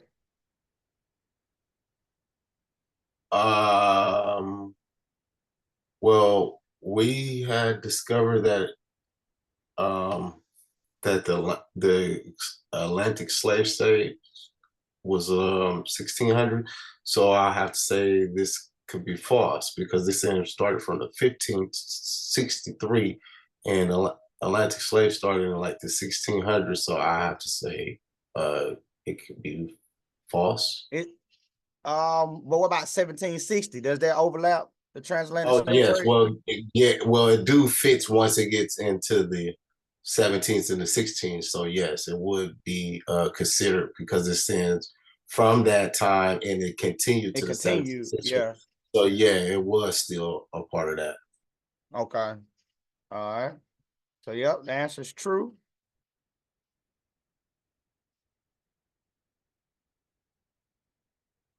And there's just the book, British Captives from the Mediterranean to the Atlantic on your left by Nabil Mader.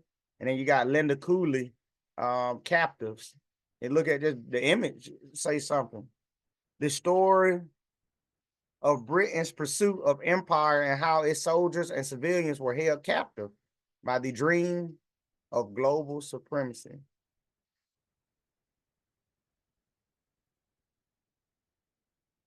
And this is from that book.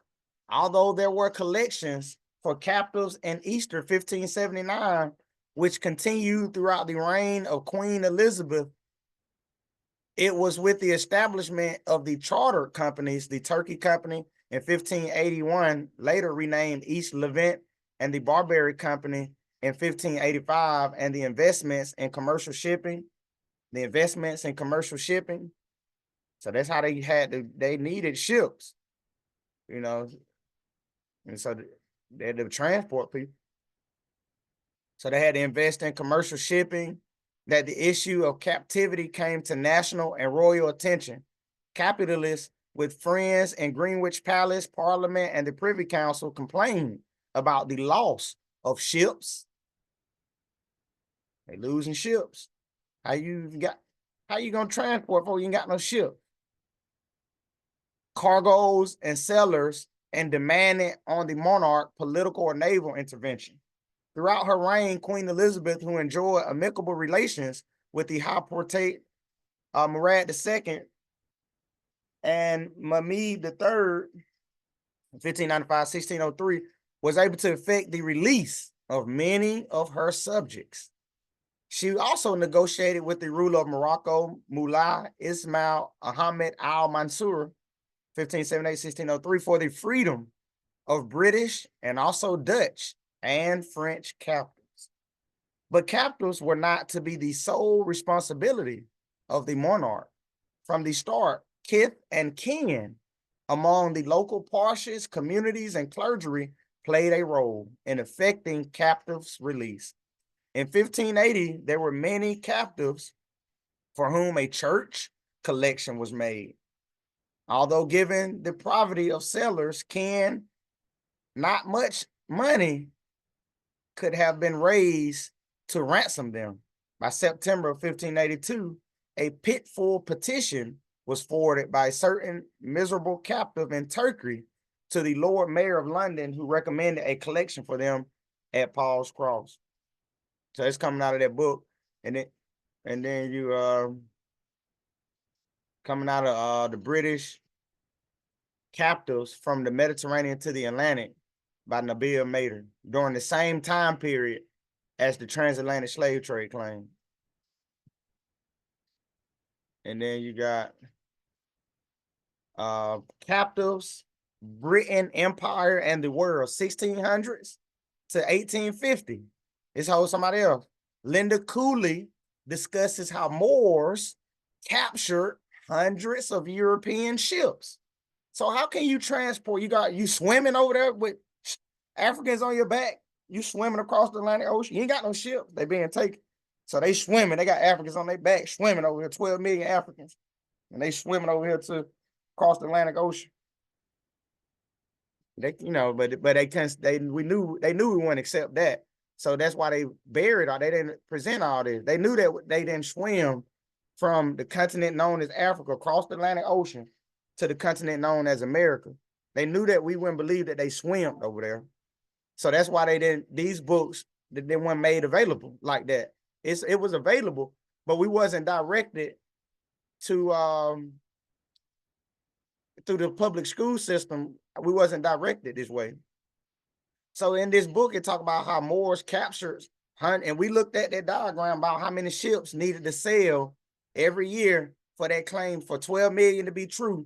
We looked at about how many ships needed to sail. When you're talking about how many people might have passed on the ships, damaged ships, without being captured. So take away being captured, the ships being captured, the Europeans take all that away. Just a free ship traveling from the continent of Africa, known as Africa, across the Atlantic Ocean. In that time of the technology they had, you know what I'm saying? How many ships would even make it anyway?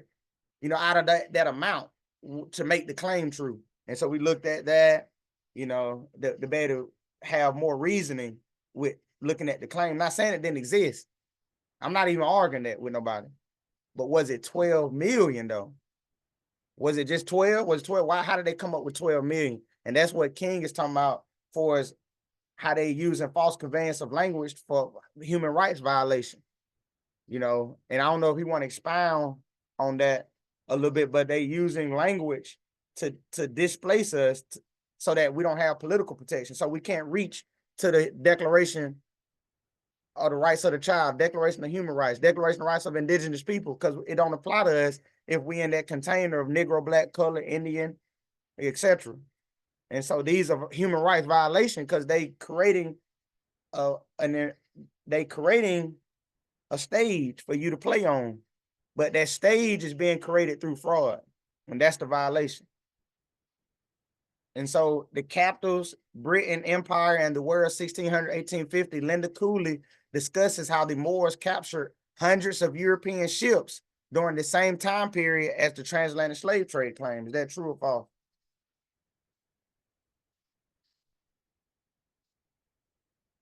Islamic jurisprudence.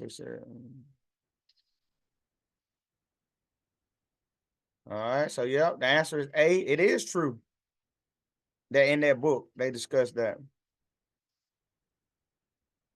That's just showing the book again. You should have her book here on the left. And so this is also coming from Captives, Britain, Empire, and the World, 1600s through 1850. Linda Cooley. Somebody want to read this excerpt from that book? Coming, I got it out of Moors and Masonry, Part 1. Anybody want to take this read? Not Amanda.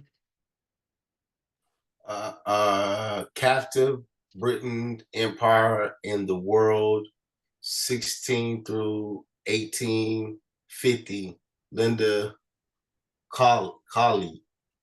Between 1640, the Moors seized more than 800 English, Scottish, Welsh, and Irish trading vessels in the Mediterranean and Atlantis. Some 12,000 English subjects may have been captured over these decades. Linda Colley is a professor of history at Princeton University. She is expert on British history since 1700. She was awarded the Shelby M.C. Davis 1958 Professor of History. She examined British past in a border European, imperial, and global context in both her writing and teachings. The establishment of her charter companies and the issues of the Moorish captivity of Europeans being brought to national and royal attention.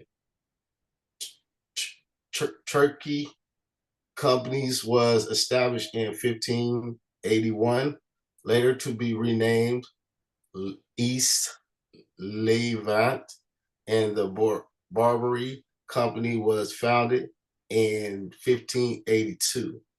The investment in commercial ship brought the issues of Moors captivity of Europeans to a national and royal attention.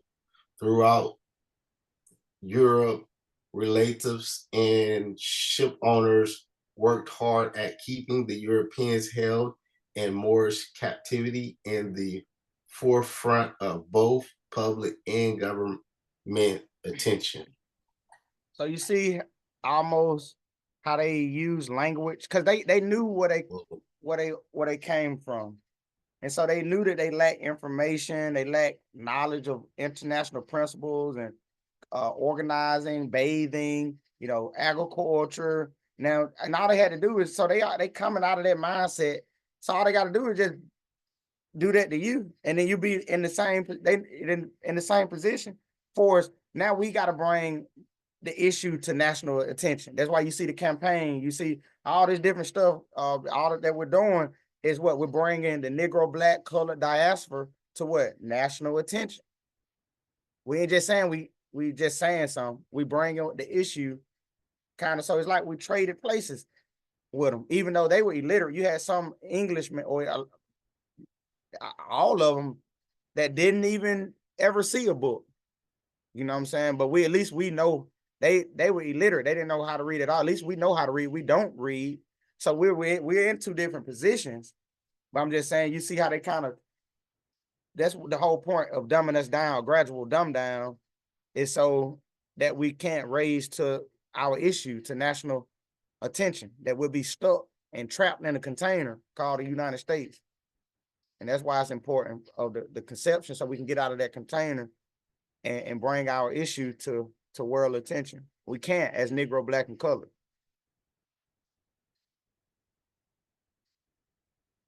Are there Islamic and Christian wars?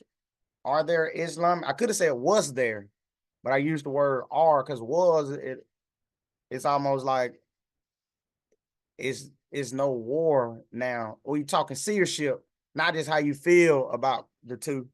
We talking government, ecclesiastical law, and seership. It was the battle. That was the issue. It wasn't if you wanted to believe in acorns or not. It's how they operated, how you operated with the people, and they wanted to push the connotative Christianity concept on us to what? Take us out of the seership capacity. So they gradually dumbing us down. So are there Islamic and Christian wars?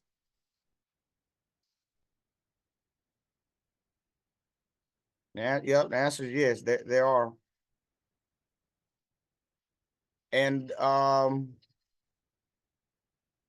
711 AD, the Moorish invasion was a clash of cultures. The threat faced by Christian Spain across the Strait of Gibraltar was vastly different from anything they had encountered before. The Muslim Moors represented a distinct and unfamiliar culture completely separated from the European Christian world. As a result of this clash of cultures, a new and distinct set of traditions and customs quickly emerged. Even today, the Moors' influence on Spain is palpable, with traces of their culture evident in everyday aspects, including language, food, and architecture. Though the initial clash between Islam and Christianity was hostile, it ultimately served as a wellspring of inspiration, leaving an enduring legacy that continues to shape Spain's culture to this day. And that was just going off of that answer to give you a little bit. The lead character of Shakespeare's Othello is a Moor. The lead character of Shakespeare's poem Othello is a Moor. Is that true or false?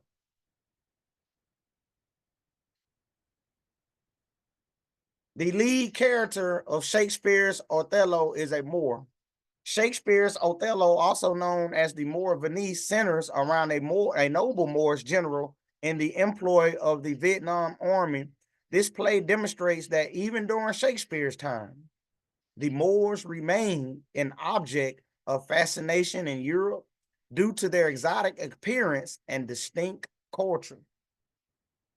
Moreover, the historatic of Othello suggests that the Moors were highly skilled and capable of attaining prestigious positions throughout Europe, irrespective of their origins or religion.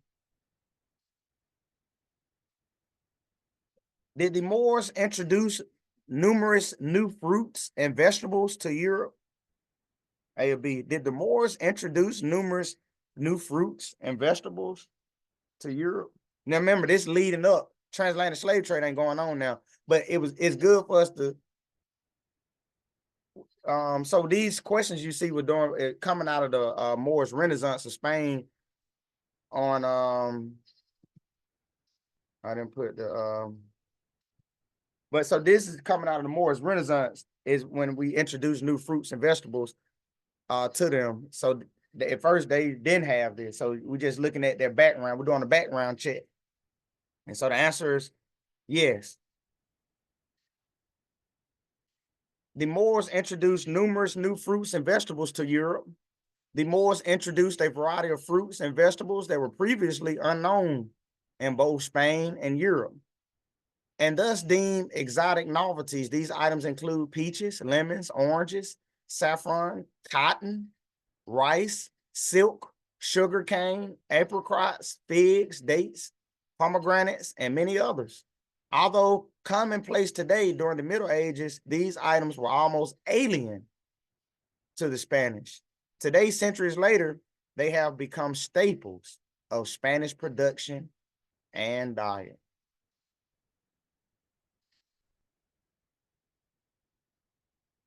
The Arabic numerals we use today were brought to Europe by the Moors. Is that true or false?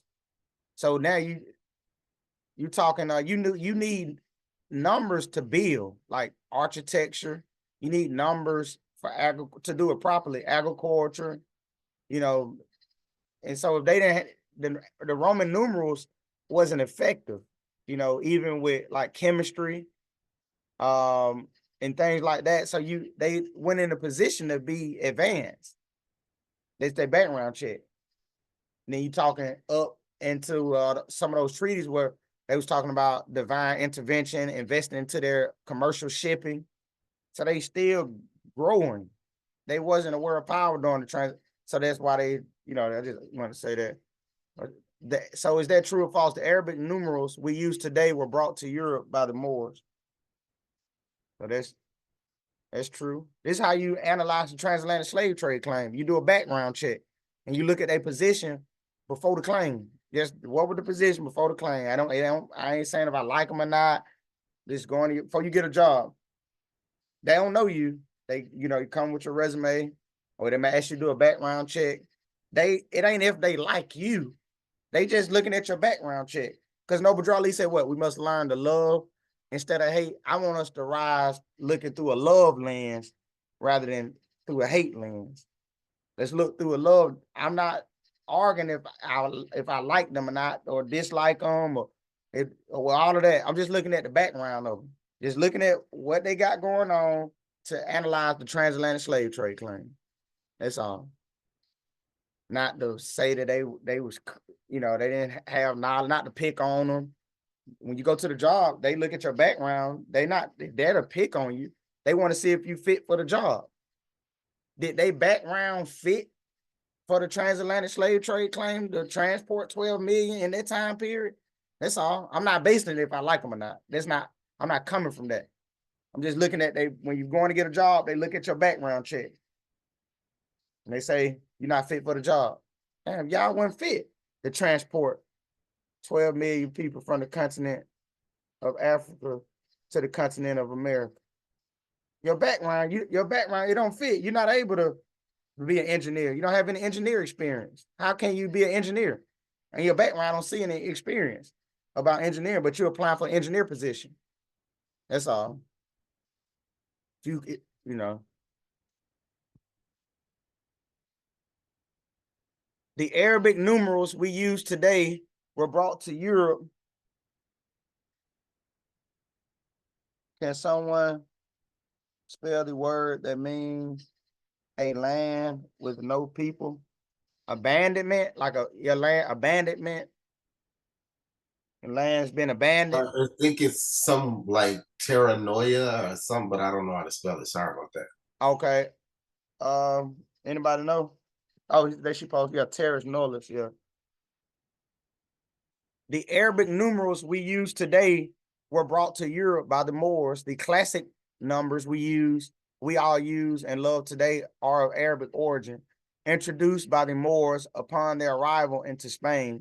These numbers were quickly adopted as they were simpler and easier to use than the complex and age system of Roman numerals. Additionally, the Moors also introduced paper to Europe at a time when parchment made of animal skins was the common writing medium in the medieval Spain. This was a major development essential for the progress of European civilization. It's just a background check.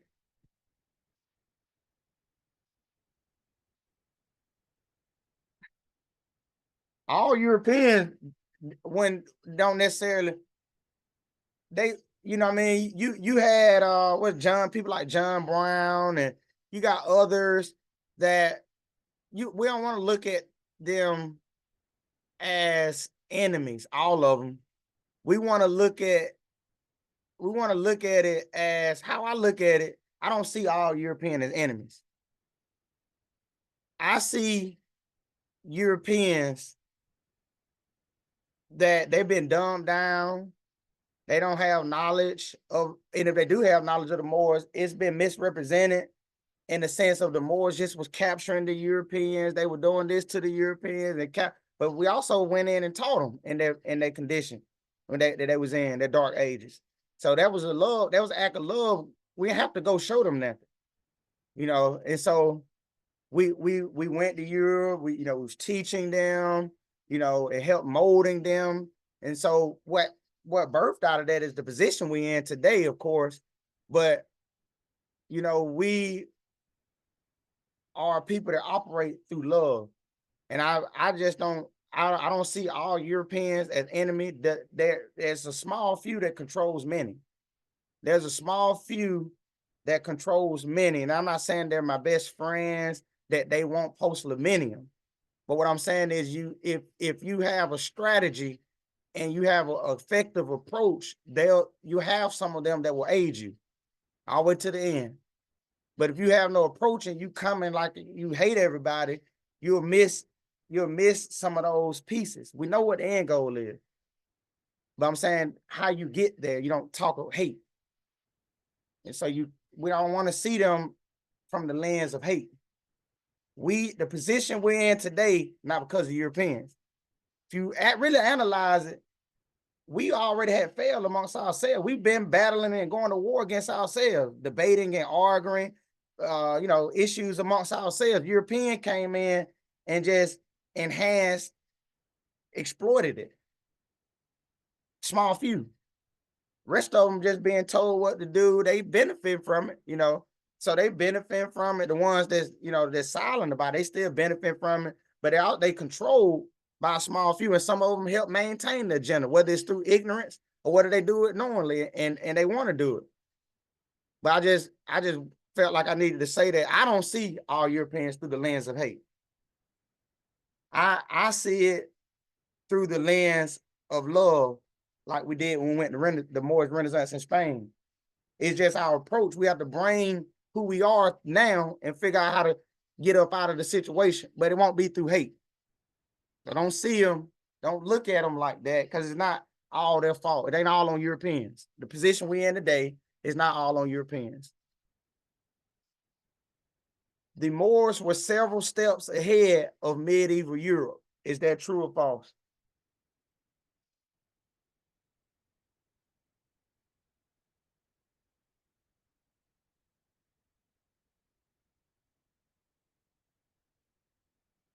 We got one. Anybody else think it's true or false? Couple more answers.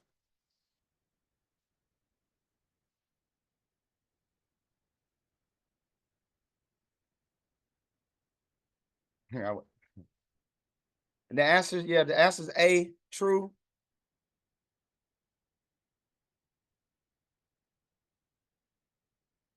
The Moors were several steps ahead of medieval Europe.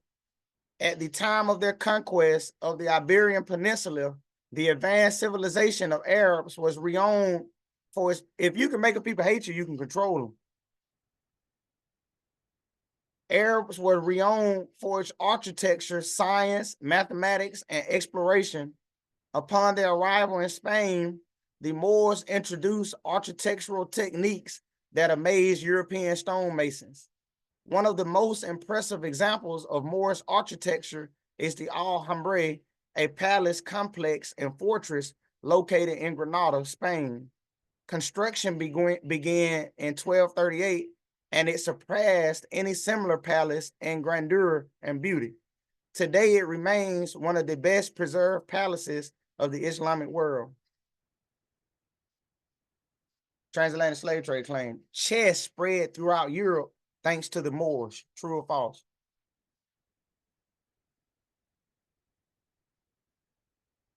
And we know that chess is just a critical thinking game. And so they didn't have a lot of tools to be of this power during the 16th century. They didn't have, so they weren't in position to have that kind of power in the 16th century when you look at their background check and you look at the treaties. You got enough to look at to show that they couldn't, this ain't what it was. And so the answer is true. Chess spread through Europe thanks to the Moors. Even though chess is over 1,500 years old, it was first introduced to Europe in its current form by the Moors. So in the chess program, I can say this. You see what I'm saying? With European churches in there. Chess spread from India and whoever, other nationalities, because it's not coming from hate. This is a lesson for them to learn too. Chess spread from India to the Arabic world and was introduced to Spain by the Moors. It quickly became popular and swept across European courts and society. In medieval Spain, chess was a popular game of strategy and patience. The first written mention of chess in Spain dates back to 1010 AD in the Catalonian Testament.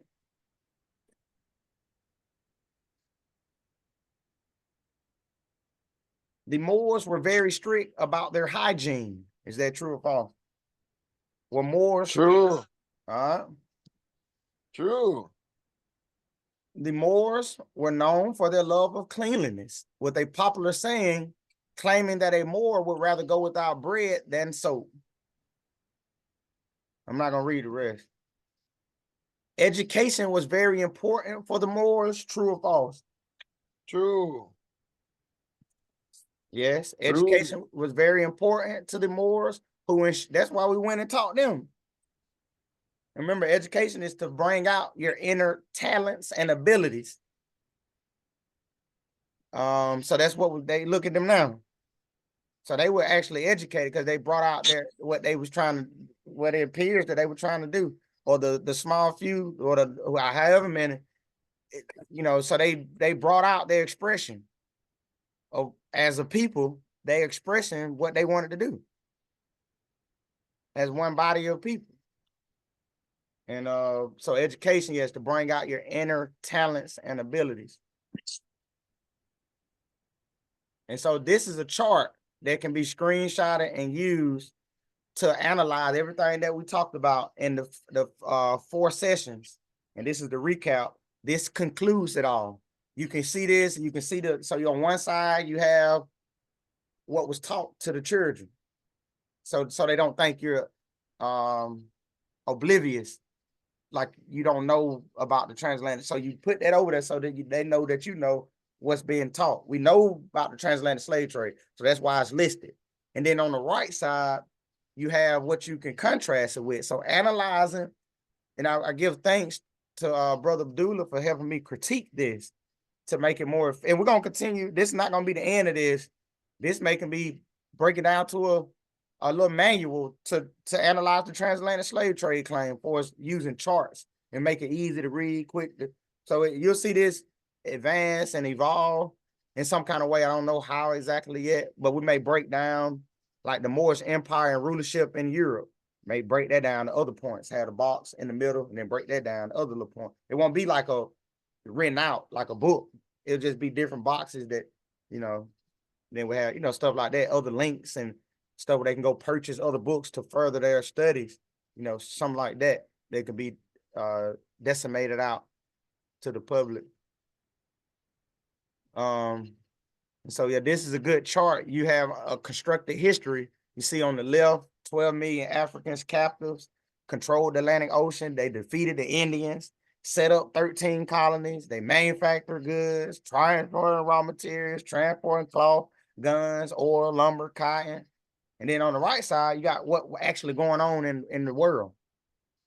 You got the Moorish Empire rulership in Europe, 711 to 1492. You got the Moorish Renaissance in Europe, 711 to present. You got the Europeans fighting against themselves. Example, the Declaration of Independence prove what are they declaring? So that proves they were fighting against each other. You got the Treaty of Paris, that's further proof of Europeans fighting against each other during the same time period as the transatlantic. So the 1783 treaty shows that, so that's not the only date. It all this leading up to that treaty. So you got to go back. You see that they were fighting each other, you know, before 1783. They were fighting each other. You see Captives, British Empire in the World by Linda Cooley. You see Moors and Masonry Part 1 by Abdullah Talib Mosley Bay. You see Cannibalism in Virginia, the first colony, you know, 1604, 1603, 1604. You see the Sundry Free Moor Act of 1790. You see the British Captives from the Mediterranean by Nabil Mader.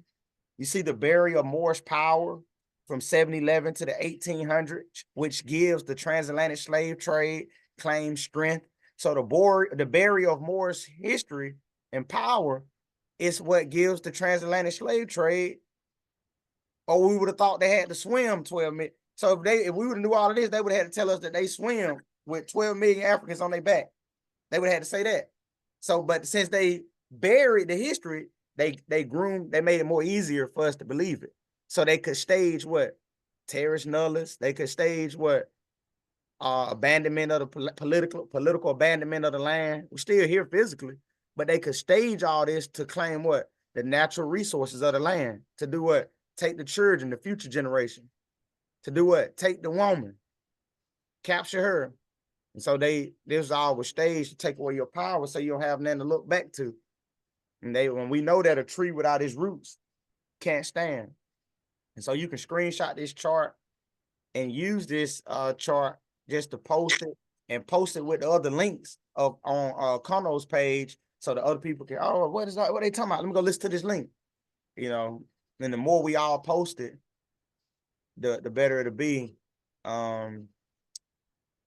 So I hope that this chart, I hope it helps give you clarity on how to analyze and challenge the transatlantic slave trade. Because remember, we're not to tell somebody it didn't happen. You ain't even got to say it like that. You just show them this.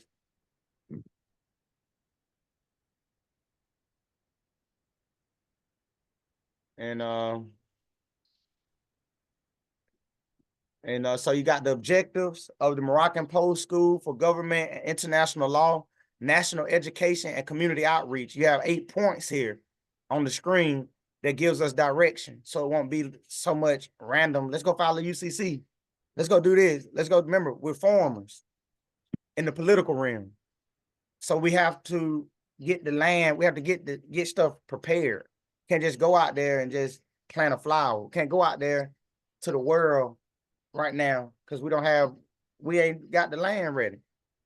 So we just getting the political land, our thoughts and mind, our concepts in order so that we can express ourselves to the world as one political body. And through these points is how we'll help facilitate it. If you have other points, you mention them. But this is well thought out, it's strategic. And so we all move according to our own manual, we can be specific and more effective rather than just randomly, doing what we want to do. It's already laid out. So accept the challenge. And because this comes with accountability. You can't be a part of this if you're not accountable for nothing. If it's somebody else's fault, you can't do this because it's somebody else's fault. So for us to facilitate study manuals, to facilitate education in the communities and Moorish nationality, national identity, consanguinity, Moorish history, Moorish culture, international law, Moorish treaty enforcement, diplomatic and consular relations, political science, political philosophy, government, and constitutional principles. To facilitate that, we got to have study groups. You got to be accountable. You got to start your own study group. Can't just come on these. It's not enough. To develop study manuals, so maybe that chart, can be used as part of some of the study manuals on, so we're trying to do that. But the more we all, if all 15, 16 of us had study groups, see how effective it'll be, how more it'll be if we had 15 more of these like this, the Conos and, to develop courses and preparing Moors for self-government. I got to get up to be able to develop courses. I ain't got to that level where I can develop full, unless this is considered a course. But I want to be able to develop more courses, Q, A, B, C, D, and all that. I want to be able to get to that level while I'm doing it, not just talking about it. I'm saying actually creating actual courses. To develop courses and prepare Moors for Moors treaty enforcement, diplomatic and consular relations, to facilitate lecture series, to facilitate study groups, to facilitate community outreach liaisons, connections, to facilitate the distribution of community education newspapers. We only can do that because we don't want to have, you don't really want to have a whole bunch of different, one newspaper talking about we United States citizens and nationals of the United States, one newspaper talking about we ain't citizens, one on talking about we sovereign citizens. We want it all to be uniform. Too much different stuff going on. That's not power. Now you can express it differently, but I'm saying we're all one common goal. That's why we need to move on like sister was saying earlier about the formers, the what else may pop up and all the different things that may happen. And so, but we do got to lay out how we going to plant, how we going to do what we're going to do got to be laid out. And then when I just say that to say, we have a lot of Moors who want to do their own thing. But if we all talking about planning agriculture, doing agriculture, political agriculture, then we have to know what we're planning. We have to know which pests we're going to be worried about. We got to know, natural phenomenons that can happen to damage your garden. And so we have to be on one accord. Can't randomly grow a garden. As a farmer, we can't go out and randomly, I go today and plant on her garden, on her farm. I can't go go out there by myself and plant a flower that she don't know about. And it may be a flower that's not a companion plant with one of her flowers. So I'm thinking I'm helping. I think that I'm helping because I came to her farm and I planted flowers. But the flowers that I planted was a detriment to what's next to it. Just like us pushing the UCC or saying that we nationals of the Constitution of the United States. All these are planting black flowers in our farm. And so we don't see it grow. We don't see it being as fruitful as it can be. And so that's why we need to be sound and move on one accordance and not doing a bunch of random stuff because we learned something on a YouTube video. Now we know more than everybody and we know the solution. We can't think like that. We got to move according to what's on this screen. And then the proposal. And we'll go over the proposal more and more after we get through some of these other study groups. The next study group will be silent weapons for a quiet war. What's your political status? Annexation. And so I'm gonna go over what this means. We're gonna break down this in the study group, and we'll go deeper into other stuff dealing with silent weapons for a quiet war in the political sense, and deprivation of rights under color of law, and things of that nature on July 24th, 2024 on Wednesday at 8 p.m. And then after we get through with those various parts, we'll go into the proposal and we'll break down the proposal the best way we can. So that'll be something you'll be able to know is what is he saying in the proposal. Let's break it down for the newcomers and those that already been a part that may have vague conceptions dealing with the proposal. And so that's all I have for today's study group. Anybody want to come on? Now we do have Brother Kono study group will be tomorrow. The Fathers of the Modern Race Paradigm, Part 8, recap, analyzing the word color, the semantics. And so we'll be on tomorrow at the same link at 7 p.m. Eastern Standard Time with Brother Kono. Anybody got anything they want to say before we now? Don't forget to put your quarter in your cup. Your $1 note. I can't say it like that. Your 1 Federal Reserve note, 2 Federal Reserve note, 3 Federal Reserve notes. Put it in your cup today. A quarter, 10 cents. Put it in your cup. And anybody got anything they want to say? Yeah, I just want to go in on how important it is to be doing what we're doing in the community with the people, because I remember when I was in one of our old class, we used to have Academy of Providence. One of the teachers actually gave us a movie to watch, and I seen how powerful from that movie how it was that they went and turned the people against their own queen. So is like when we ever have any issues, like for instance, our trust issue, like you have the host is actually I forgot your appellation and Kylie is Ukraine. Yeah, so as you express the nation plus how a lot of misconception had got a lot of people to like, you know, our trust is being kind of shaky because of that. And that being in the community and building that relationship will rebuild that trust. So I just want to make sure that we continue to do that. Thank you so much.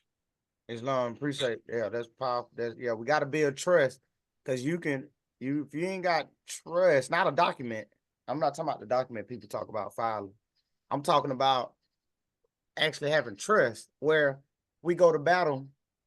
I know that you can meet me on the third full moon type thing, and I can trust that you'll be in position so we can block off this state type. I'm just saying that just, you know, you gotta have trust. Y'all can just peep the point. Anybody else want to add anything? I just want to add this last little point. The purpose of tying this all together so that not only will we be in uniformity, but we'll understand the rules of the game of chess that they're playing with us under international principles. So that now we can start seeing things, and now we'll become Neo in the Matrix.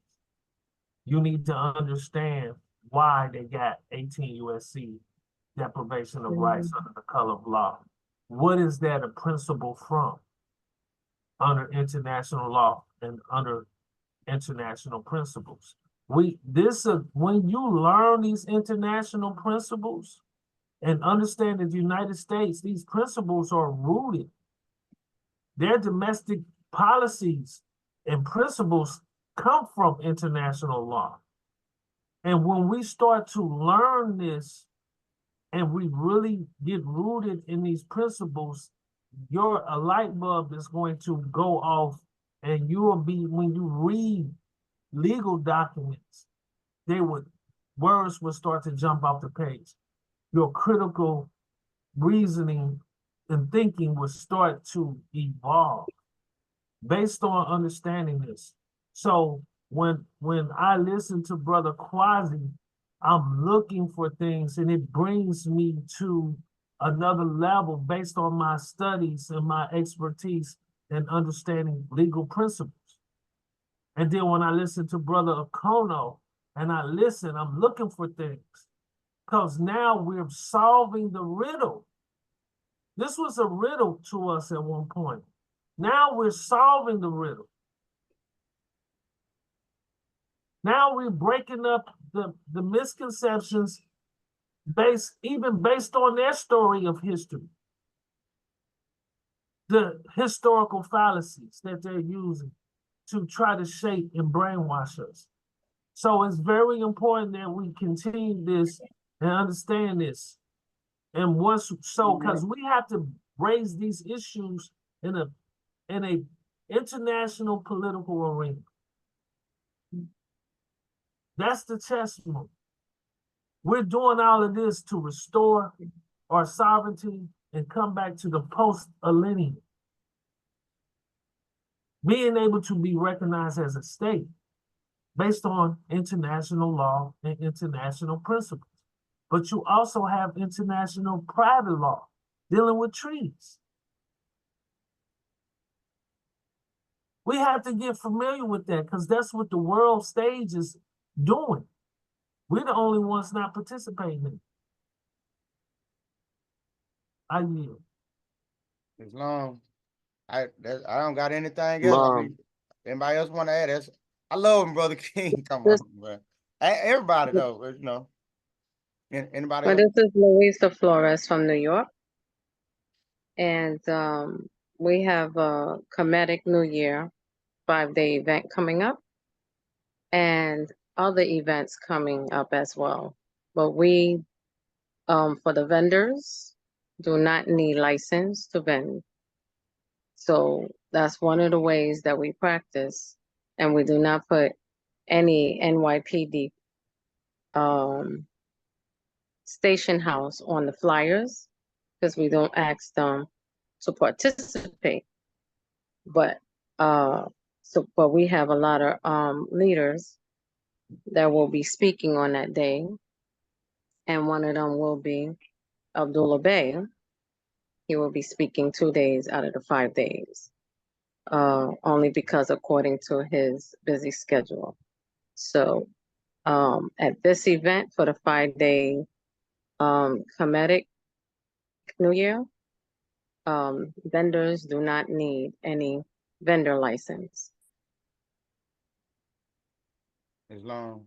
So we're working under our laws and not the city, the federal, nor the state laws. I'm doing it now. So While we on, y'all, while we still talking, go do the petition now. Don't wait to allow for the post it, repost it. Yeah, I if did you mine. go on, I'm doing it now while we talk. I'm not waiting to tomorrow to do it later on tonight. You doing it while we on talk. I'm doing it now. You go ahead, sister. I'm sorry.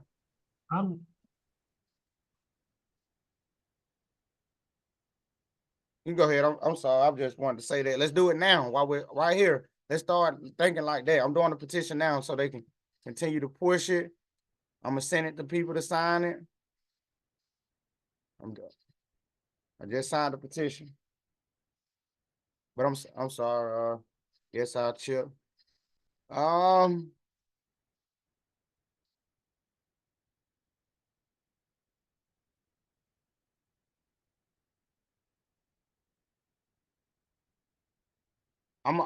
gonna give $7.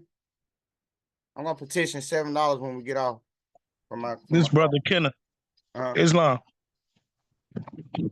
Go ahead. Hey, that's what's up, sis. The fact that you don't have to have y'all not using the vendor's license. The sister just was talking about vendoring, but they're not gonna use the license. I like that. Yes, and we also do it on back to school, book bag and supplies, cookouts. We do that on those events as well, which is we already started. We're gonna start in the Bronx this time and then bring it around to the 5 boroughs and a few places in each borough, especially Brooklyn and Harlem. So the first one will be, so far we have for the back to school book bag, and vendors are welcome and you do not need license, which is in from 12 p.m. until sundown, and that is August 17th. That's our first one. Well, we usually have a few in each borough, so that's just the very first one. We already have the flyer, and vendors are welcome, and free food, of course. And all these events is free food. Well, the ones that I'm mentioning right now. So then You we have the also flyer, Quasi. You have the flyers. I just texted them to you. Thank flyers she's you. talking about, you have them. So it's Quasi. You can put them up on the screen. Yeah. And then Abdullah Bey, of course, is the special guest to speak and have a full hour speaking. For the 5-day Kemet New Year, Abdullah Bey will have he speak twice on both days that he's available. So he will have part 1 and part 2 to educate the forum.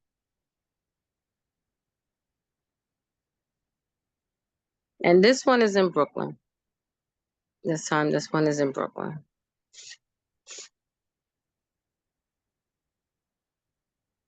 So I yield and thank you. Here's the flyer. Yeah, sister, I was asking, how are you able to vendor in the Bronx without the the license. If you could brief us real quick on that. Well, you don't ask for license to do your vendoring for the city parks department nor the NYPD department. But I do have federal speakers and federal guys who are participating in this event. So they are these events is not going accord the city rules and regulations, but to our laws and privileges we will express, and we've been doing this, so we haven't had any backlash or any oppose or any violence whatsoever, nor the officers from the station house with wherever we do our events and festivals, that they don't give us any issues whatsoever. And we usually have the fire department to come with the bouncy and to teach people, the communities, how to stop, drop, and roll and be safe when cooking, and they do demonstrations as well. So we've been doing this for a long time, but we never have issues of police brutality or stopping our events. The only way that can happen if someone wicked will try to push it that way, see it that way, and try to be underhanded to have those city law officials to come at us. But we have even some leaders within the community, like you have the senators and you have the Republican and Democrat leaders. They come and they're speaking as well. So they are supporting us and they with us. And they always participate in my community events within the city. So I do know them personally. So we don't have issues when we are doing these cookouts and festivals under our laws and treaties and not the government and the cities. Now, if we close down a street, now that's different. But we do it in parks, so you're safe, and no noise pollution. So you don't need a permit for play music. We play music, but we don't play it like if the whole 4 blocks needs to hear it. We play it enough that everyone will hear it when we at in the park or at a venue, a huge venue, or one of the centers. If you have a center, they have no the police can't come in and intervene, and no one complained and sent them to you. So that, like Kwanzaa, we do Kwanzaa. This is a real example. We do Kwanzaa every year. We usually have it at the Kennedy Center, which is a landmark in Harlem. But because we became so much larger than other state officials and leaders from the state building, well, they try to stop us and close us down for the very first time in this past December. Why? Because we are in competition. They feel we are competition with them. We do things grandstand. We have from 500 to 600 guests. We usually use the whole building, Kennedy Center building. But this time they had telling people they couldn't come in. It was full of capacity of 300, when we know each floor can hold 250 of people, because we've done it year after year after year for a long time. But since that happened, and I actually was at a political dinner party, where they was challenging who had the largest Kwanzaa and who gives the best Kwanzaa. Well, I was in that conversation, but I wasn't speaking. I allow everyone to speak. And well, hands down, yes, is Harlem, our board for Kwanzaa has the largest, and we have always been the largest, because the people, the leaders, they started it 2 generations before me. They are still with me, but many of them passed away. So I do all the cooking for that day and all the volunteering, and everyone who works with us on that Kwanzaa, who does everything in a professional manner, come with it professionally, but voluntarily. So it works out. So, but we of course we pay the entertainers, and we have to use the funding for the food and supplies, and we have plenty of games and toys to give to the our youth, and that's from unborn to 20. I put up to 26 years old. Yes, 26 years old to me is our youth. Most of the time from 18 to 26, they don't have much out there. That's a given to them for them to resonate or feel like a human being. So that is my specialty, to address our 18, 17-year-olds to 26-year-olds. We got to treat them far better so they will know how to behave and love their life and love others and want to be respectful and decent. So we have to treat them as such, so they'll know how to do the same, or even want to do the same, because they know the difference. But once you have leaders in your community that feel threatened by you, they will try to end you. So our vendor this year will be at a different church. It was offered to us because they heard how terrible it was. Our guest was treated, to be standing out in the cold, not allowed to come in, and there was no cause for that. And we tried to resolve the issue by going out ourselves, speaking to the new managers that was managing the event that day, and I try to do the best as far as to accommodate our guests to come and enjoy the festivities, which is completely free. We don't charge at the door, and we give everything away for free. And they had got a lot of bad reviews, because there was a lot of decent people who came, and they didn't like how they were being treated. So they did put out a report on the new managers that took over the Kennedy Center, which is a Harlem landmark, and it's supposed to be there to service our community. And they did totally the opposite. So you just gotta worry about haters who try to shut you down but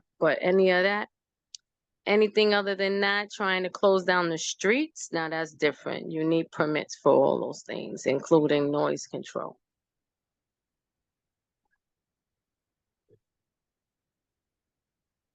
Thank you for that. They're gonna be a beautiful event. I wish I could. So what is the petition? It ain't got nothing to do with this, right? The petition. That's you doing the petition? No, that's Sister Mia Moore. Oh, is she? Is she still on? Let me see. No. Okay. Jennifer's not either. No, that. All right. So anyone else have any questions for all I had just said? I just want to say, I know it's a lot in planning it, so I want to commend you, because it's a lot of tedious stuff when you're doing the organizing and putting the event together. And so I can just commend you on the efforts of doing that, especially, I don't know how much assistance or help you get in your area, but just being the spearhead of putting that stuff together, calling, following up, with people, and make sure this in place. That's a lot. That's a lot of organizing, and it takes a lot of time and planning and patience. And so I just say beautiful work and keep. Well, the thing is, you get your core group and you speak in person. In person, you get everything written out and ironed out. Then you you got your group of engineers. Then you take the leader of engineer, and then he takes care of his group. Then you have the leader of the entertainment part, and you have them that one leader or two in your group, and then they have to control their entertainment organizations and who they want to come in to perform and win. So they take those notes. So every time you have your core group, every leader comes back with the core up-to-date information and data. And then when you have your core group, we'll just feed off each other, up to date is moving forward. What was changed? What was going to be intervene? What is going to be not change? What can stay? What can be solid and stay solid? And what we will not do that did not work before, and who we use now and not use anymore, a cleanup thing. So as time is going by, each professional for each topic is in control of that specific area, and everyone just respects each other, that they are professional and they know what they are doing, and not to get in each other's way, but just to support each other, be that glue to make sure things will be successful. So you plan on everything, but you still, at the moment of time, like at Kwanzaa, the guys, the gentlemen, there was 3 of them that was supposed to be addressing and working with the new managers for the event. And I was supposed to be the host, speaking with my daughter and another, and then take and make sure I cover for the food. Well, I know 2 ladies are very good serving and handling a big form of 500 to 600 people, so I had to put them in control.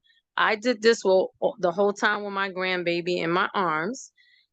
But when I saw the conflict that the ladies were not respecting our brothers, and now our brothers I'm speaking of, they in their 60s, okay? They in late 60s. And these young new workers were not respecting them. So I switched. I told the other 2 to be the host with my daughter, and I switched to work with the new ladies that was from the Kennedy Center as managers. And I dealt with them a little bit better and flowing, and they seemed to, because I had to say, I was here just last week in uniform with the 3-2 precinct. Now, why, when you working with your people of color that's dressed how we should be dressed as royalty, why are you behaving this way? Well, when I was here just last week for a Christmas event for the community in uniform, you didn't treat us like this that you're doing now. So what gives? So I knew for 2 reasons it was. One, because we are people of color doing better than these leaders here in Harlem, and they don't like that. And we're not asking them for money. We're not asking them to participate. We're not asking them to come and speak. We invite them, but we're not asking them to give some words or anything, not even bring some toys. We're not asking them to participate, nor their funds, nor their money. And they don't like for you to be self-sufficient. So anything you do within the community, and you have leaders trying to run the show, their duty is to take all your ingenuity and your innovational ideas that works well for them to look good. So they will take, so they can have a nice platform for themselves on paper, but will not do no work. So since we are not working with any leaders that wants to be on a platform or be how you call it, sit on a seat another 2 years, I deal with those who don't need that and who don't want it. They come in to help out. They come in to give their time for free. And if they want to give any type of charity of any kind, even a winter white hat, fine, but give, plenty for everyone, a lot to be able to have as well. But we don't ask the ones who's trying to use us to put them on a seat of a political seat. So that was one reason huh? No, I said that's correct, Mother. I love your concept. I love the way you orchestrate, and I love the way you plan your stuff, because without planning and keeping your stance and keeping the principle of our people, we're just bringing them in, and they're just benefiting off us and keeping us back. So I applaud you. Yes, and people don't understand, when you shake hands or bear in the bed, I scratch your back and you scratch mine with certain kinds of politicians, your voice is no longer free. Exactly. They are your new slave masters. You cannot do anything or grow money on your own without their hands, they're getting a part of it. So I have fought this summer and this spring really hard, because I am from, if you're part of a community born, your grandparents fought for everything, including for people to have vendors. Everybody can't be a police officer or a teacher or a judge. So we have to have our own ingenuity to work for ourselves, have our own businesses. And my grandparents and my parents fought for that. So I'm saying to all these boards here in New York, no, I don't need to pledge in. No, I don't need to sign in. But I'm going to bring the teachers. I'm going to bring the elders. I'm going to bring their grandchildren. I'm going to bring the school children, the centers, the young men who are coaches and doing great work, and professional band players. And they will be a part of all of our community events because it's our culture. We have to spin it back how we supposed to have it for our culture and not for the city and not for the grandstands, how they showing how we are not totally in public and in every mainstream media. They showing Americans how we are not decent, how we don't care about family, and how we are, I'm a woman, but I'm trying to be a man. I'm a man, I want to be a woman. This is what they're reflecting worldwide. And I'm saying, no, we have to resonate who we are and who we want to be and how we want the world to look at us.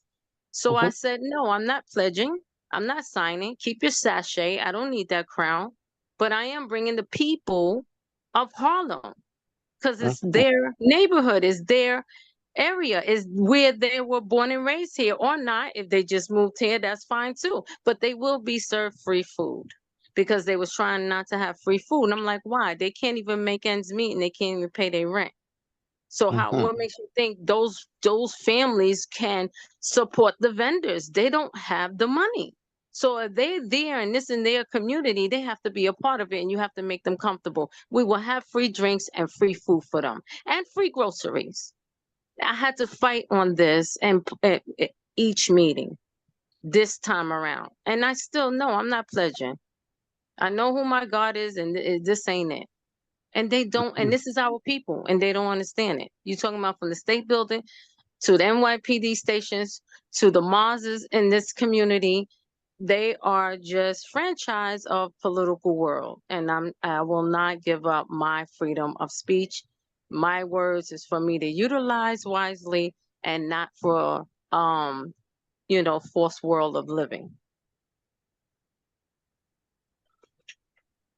Very commendable. We need more people, more Moors like us here.